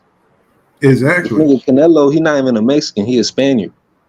Look at this nigga. And I believe that. Crazy, man. That nigga is Irish. Mexicans don't even mess with him. And I believe that win or lose, Canelo was gonna win at the end of the day. Win or lose. Yep. Cause did you hear them? Did you hear them scorecards? Yeah, they tried to take it from Floyd, even though that mother didn't went around. You know what I'm saying? It's, you know, so when you, same shit with Bivol. Well, you can always, when you listen to the commentators, you can see where the system going. You know what I'm saying? Who they going for? What's going on, King Judah in the building? What's going on, bro? Yeah, so you know, when you watch that kind of shit, you can tell which way it's going. So shit. So what do y'all think about? What do y'all think about Devin Haney? Right? What y'all think he's gonna do? Probably go to 140. I mean, I don't know who he gonna fight, but he probably gonna go to 140. Piss a lot of people off. I believe that too. I believe he should go to 140, and you know, check that out, man. And like you say, that Regis fight looking good. I go after Regis. Yep. Yeah, with Devin Haney, I think he should keep his options open. You know, like was said already, go up to 140, fight Regis. Hey, I think he take a vacant belt. Hey, fight Rolly, whatever his options are, take that if that's what he wants to do. And then the reason to always stay connected with 135, just in case Tank get out of jail and want to fight and want to do a big money fight. Hey, undisputed. Yeah, I would like to see Tank come back fight against Frank Martin when he get out. That'd be bad news. That will not happen. That will not fight anybody that's going to give him problems. That's going to give him a loss. Man, you talking about Matias? You want Haney to fight Matias? Oh my God, that would be a fight. Boy, David Haney gonna have to stay on his bicycle. God damn it. Shit. Yeah. Woo. What's going on, King Judah in the building? People been asking for you. What's going on? What's going on, brother? Look, this is my thing. Now I was on BFTB last night, and that's the question that came up about, what Devin should do next. They had a lot of people hating on Devin. Like basically no matter what he do, people gonna have a problem with it. So then I started to think to myself, right? I was like, man, what should he do? Honestly, I think he should do what I would believe what Tank would do and what Shakur would do if they was in the same situation. And what I think they would do is they would keep their options open. They would go to 140, get another belt, right? They would get another belt, become a champion at 140.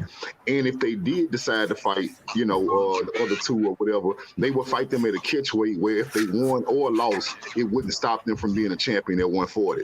I'm sick of Devin going above and beyond and doing the impossible when other people wouldn't do the same thing. I think Devin ought to play safe just like they would, because they would go to 140. They would drop their belts at 135. They would not sit there and turn into a skeleton for a third time in a row just to fight another elite fighter to please fans who don't care about them either way. So I would go to 140, fight there comfortably, win another belt, fight those other guys at a catchweight where win, lose, or draw, it won't matter because I will still be a champion at 140, because that's exactly what Shakur Stevenson and Tank Davis would do. Mm-hmm. Because I do believe if he go down to 135, he ain't gonna make it. You know what I'm saying? I don't think he'll beat Tank or Shakur at 135. Possibly at 140. Right. That's what I'm saying. That's why I say, I mean, I'm not saying either way. I'm not saying I know that he can beat them if he do drain himself, right? I'm just saying that I know in the same situation, Tank Davis or Shakur Stevenson would not drain themselves to fight Devin Haney. They both already showed you they're not willing to drain themselves on the scale.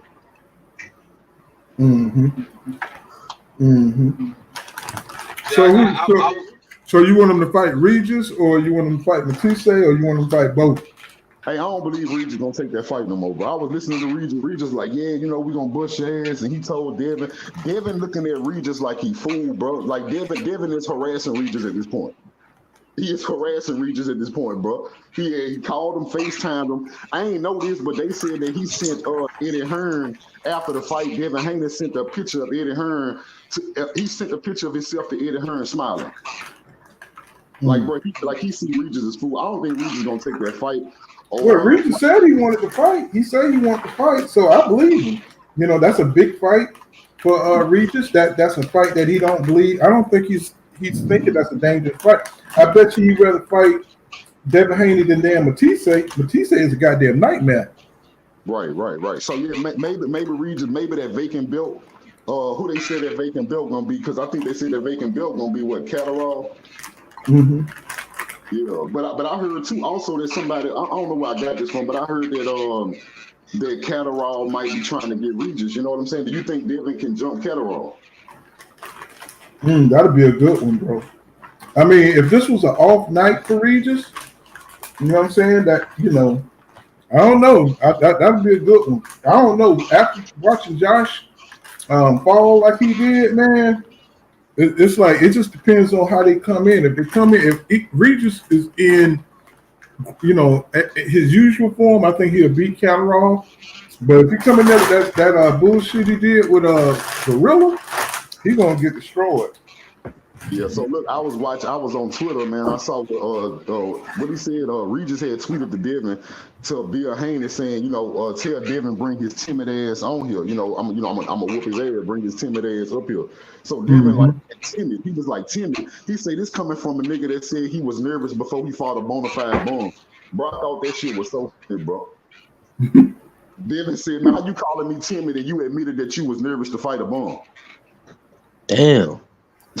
Well, Rick is going outside, man.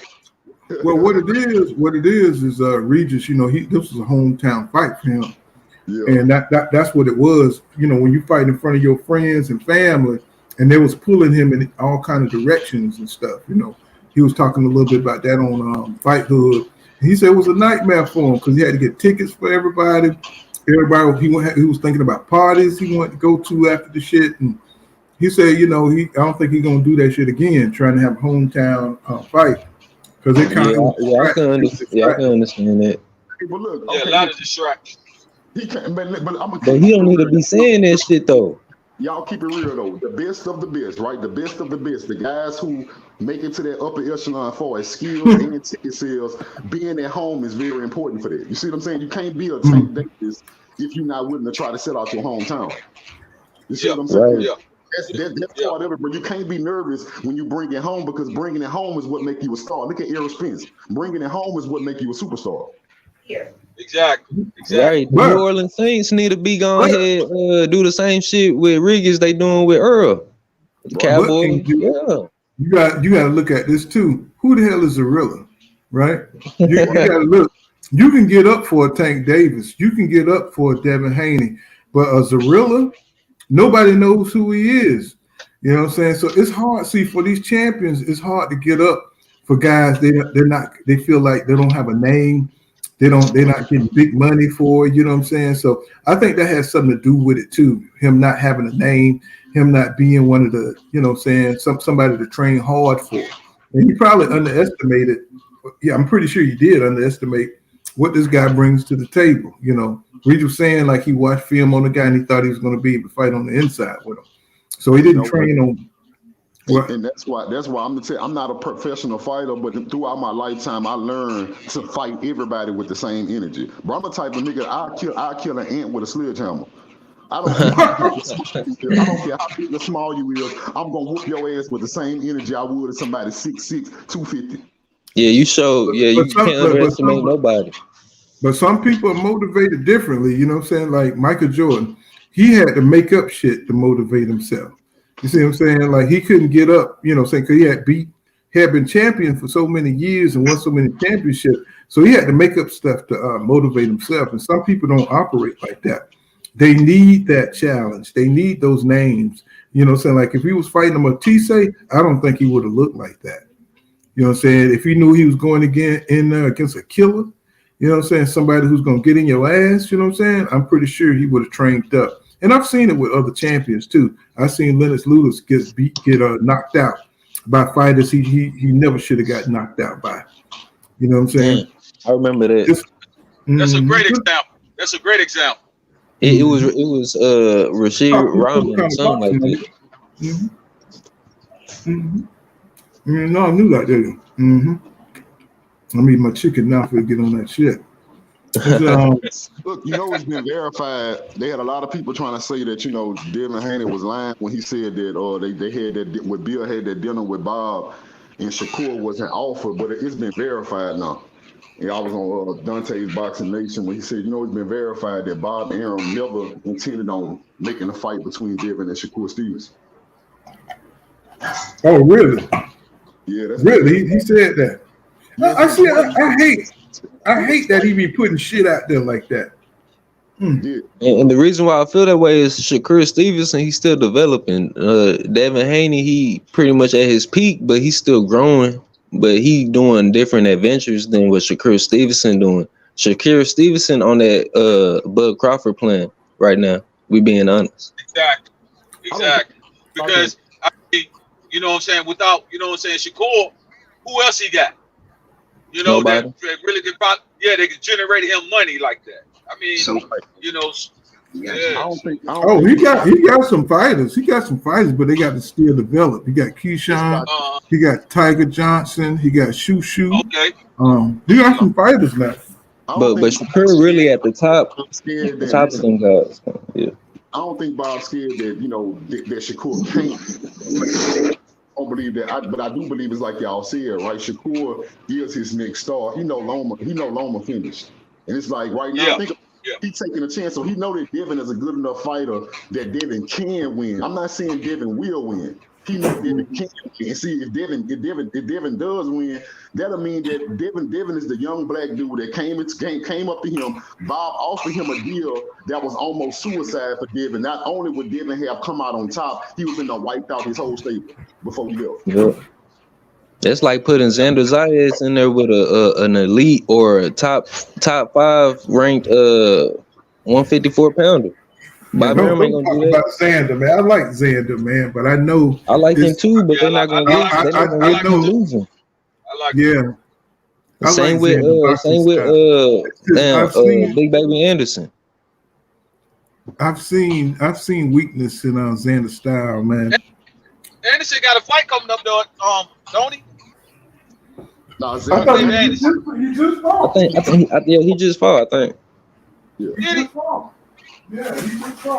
I like Xander though, man. You know what I'm saying? I just want to see him get another gear because he's gonna need it in that division. I think he fought on that Teofimo Lopez card. Okay. Yeah, he just fought. I thought he had something coming up. Yeah, you're gonna have to work on a few things before you start stepping it up. But you know what? You look at Fedora, you know what I'm saying? He's gone. You know, Lupin, you know what I'm saying? I think he moved up to 160. What you mean Fedora gone? I mean, he just lost one fight.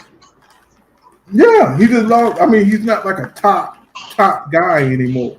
You know what I'm saying? So somebody like Xander, you know what I'm saying, he can fit in now. You know what I'm saying? Hey, we talked about that here. We talked about that for the longest. Remember on your channel about Fundora, his weakness is that you taller than everybody and you don't use your height. You do not use your God-given advantage. Let me tell you something about fighting, which a lot of people don't understand, bro. It's important for you to know yourself, right? Know what you bring to the table that your opponent don't bring to the table, and you have to use that shit. You have to. The fact you have to use your strength. And the fact that he's blind as hell, he can't see shit. Right.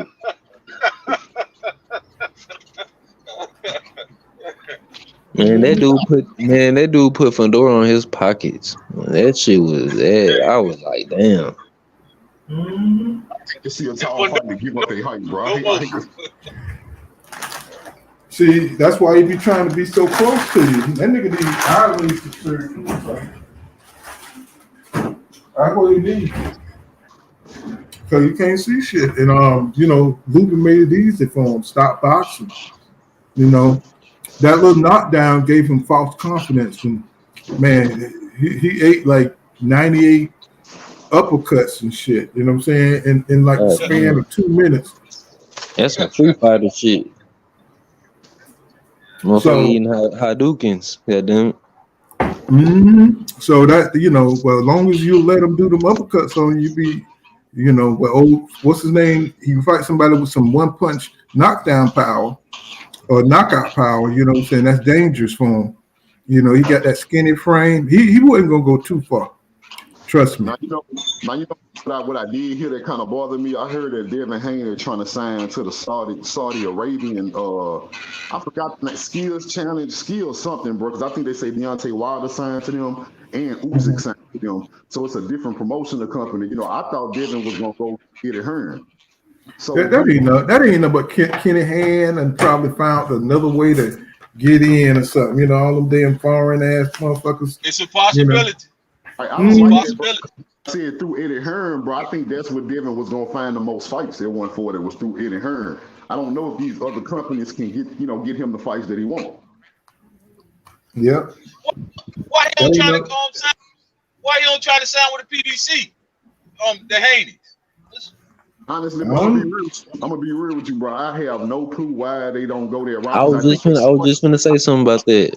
I think they started there, like, correct me if I'm wrong, but I think they started with the PBC and got away for whatever reason. For whatever reason, they got away from the PBC. But now I'm gonna say this, y'all. I'm gonna say this. I'm not saying that it's right or wrong because I know a lot of people got that theory that he left the PBC because of whatever reason, right? But one thing you got to look at. When he left the PBC, Devin Haney, in his weight class, besides Tank Davis, he is the highest paid person among his peer and his weight class. So you can't say it was a bad move to leave the PBC. And he the undisputed champion of the world. So no matter how you look at it, history gonna show that leaving the PBC was a good idea. Right? They would have promoted him so much better because he undisputed. I don't think so, bro. I think the PBC focused on who they want to promote, bro. They promoting Errol Spence, they promoting Tank Davis. You don't see Jamil Charlo getting that same promotion, even though he undisputed. He don't get promoted. Right. Yeah, that is true. And that's crazy. And I want to talk about that. Like, why not? Why Jamil not getting love? Well, I mean, I think he got the it factor, but he's so dislikable. I think motherfuckers dislike him so much. You know what I'm saying? It's that Wilder. He in the same thing that Wilder in. He unapologetic and shit. No. I think people hate Wilder just because it's heavyweight different. You know what I'm saying? That status, that's like the best motherfucker in the world. So people don't want Wilder to be that because he don't have the skills that he don't have the boxing skills of an Ali. He don't have the boxing skills. He's kind of like a one-trick pony in people's mind. So they don't want him to be the face of boxing. You know what I'm saying? For Jamel got the skills. Jamel got everything. And then by him being out of Houston too, man, we would love to see him, have a fight in Houston, man. I think that would help him out, popularity, and some, with the media and stuff like that, man. Well, that and 154 is not a glamour division either. I don't know what it is, but it's never been a glamour division. You know what I'm saying? For some reason, people overlook certain divisions. It's always been welterweight, it's always been middleweight, and it's always been heavyweight. You know what I'm saying? Nobody looks at junior middleweight for some reason. And Mike Tyson, you know what I'm saying, he overshadowed Julian Jackson, who was getting nothing but knockouts, just like Tyson.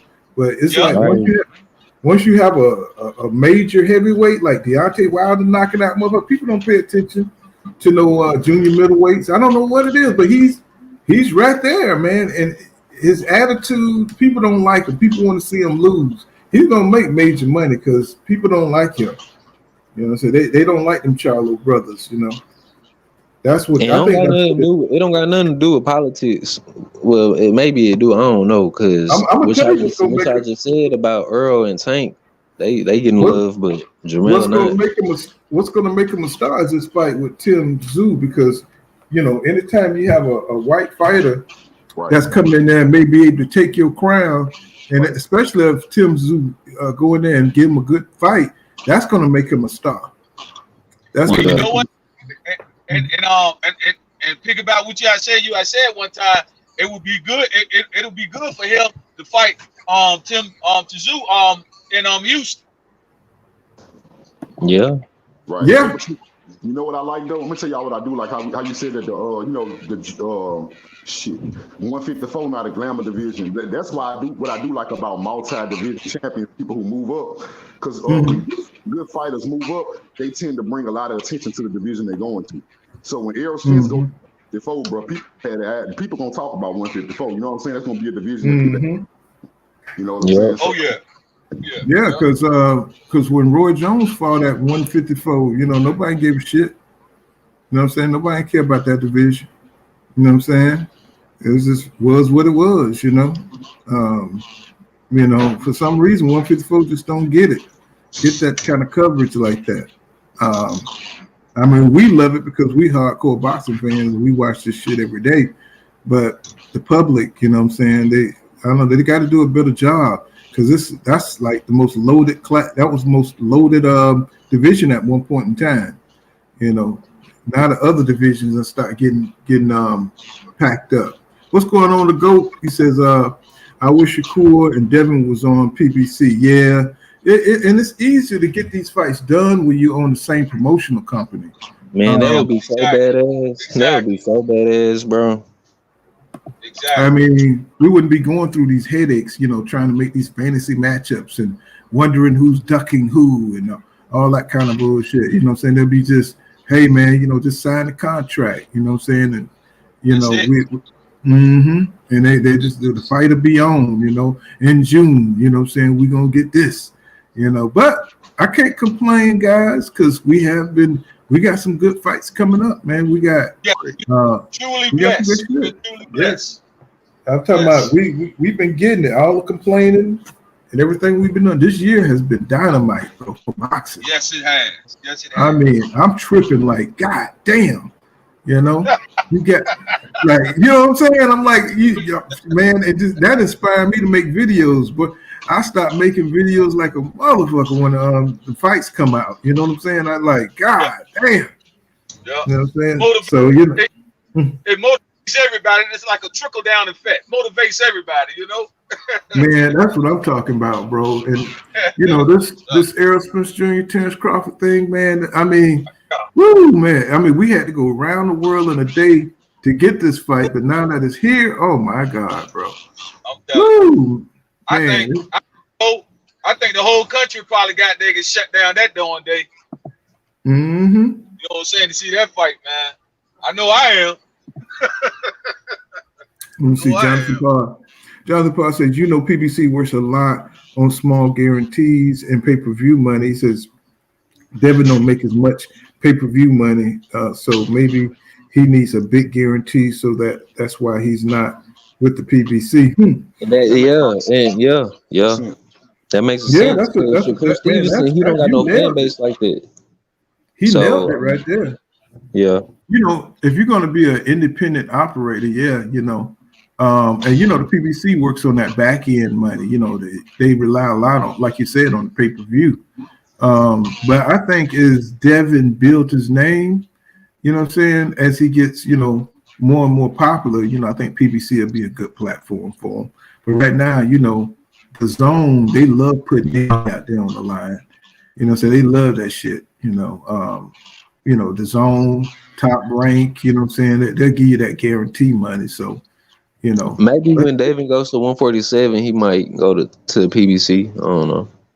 But also, I just know Devin, I'm not gonna lie, I kind of like how he do it because it looked like he just he signed, you know, he go all right, let's say, you know, he look at the next couple guys he want to fight, right? Then he look at what company manages those guys. and then he signs to him outside of the PBC. But he assigned to him. I don't think that's a bad idea. Look at what he was able to do at Top Rank, bro. Look at what, since Devin been in Top Rank, he had an undisputed title match. He defended his undisputed, then he defended it again against Lomachenko. Who else at Top Rank is having those high marquee of fights besides Devin Haney? Nobody, bro. Usually with Top Rank, they playing it very safe, but because Devin is not actually a Top Rank fighter, and he contracting himself, he able to go to Bob, negotiate with him what he wants. So he able to get the fights that nobody at Top Rank can get.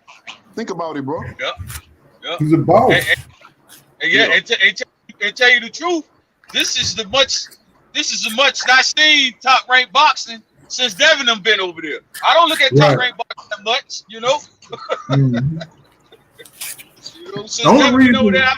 The only reason I look at it, I like to see the development of the other fighters. You know what I'm saying? You get to see Jared Anderson.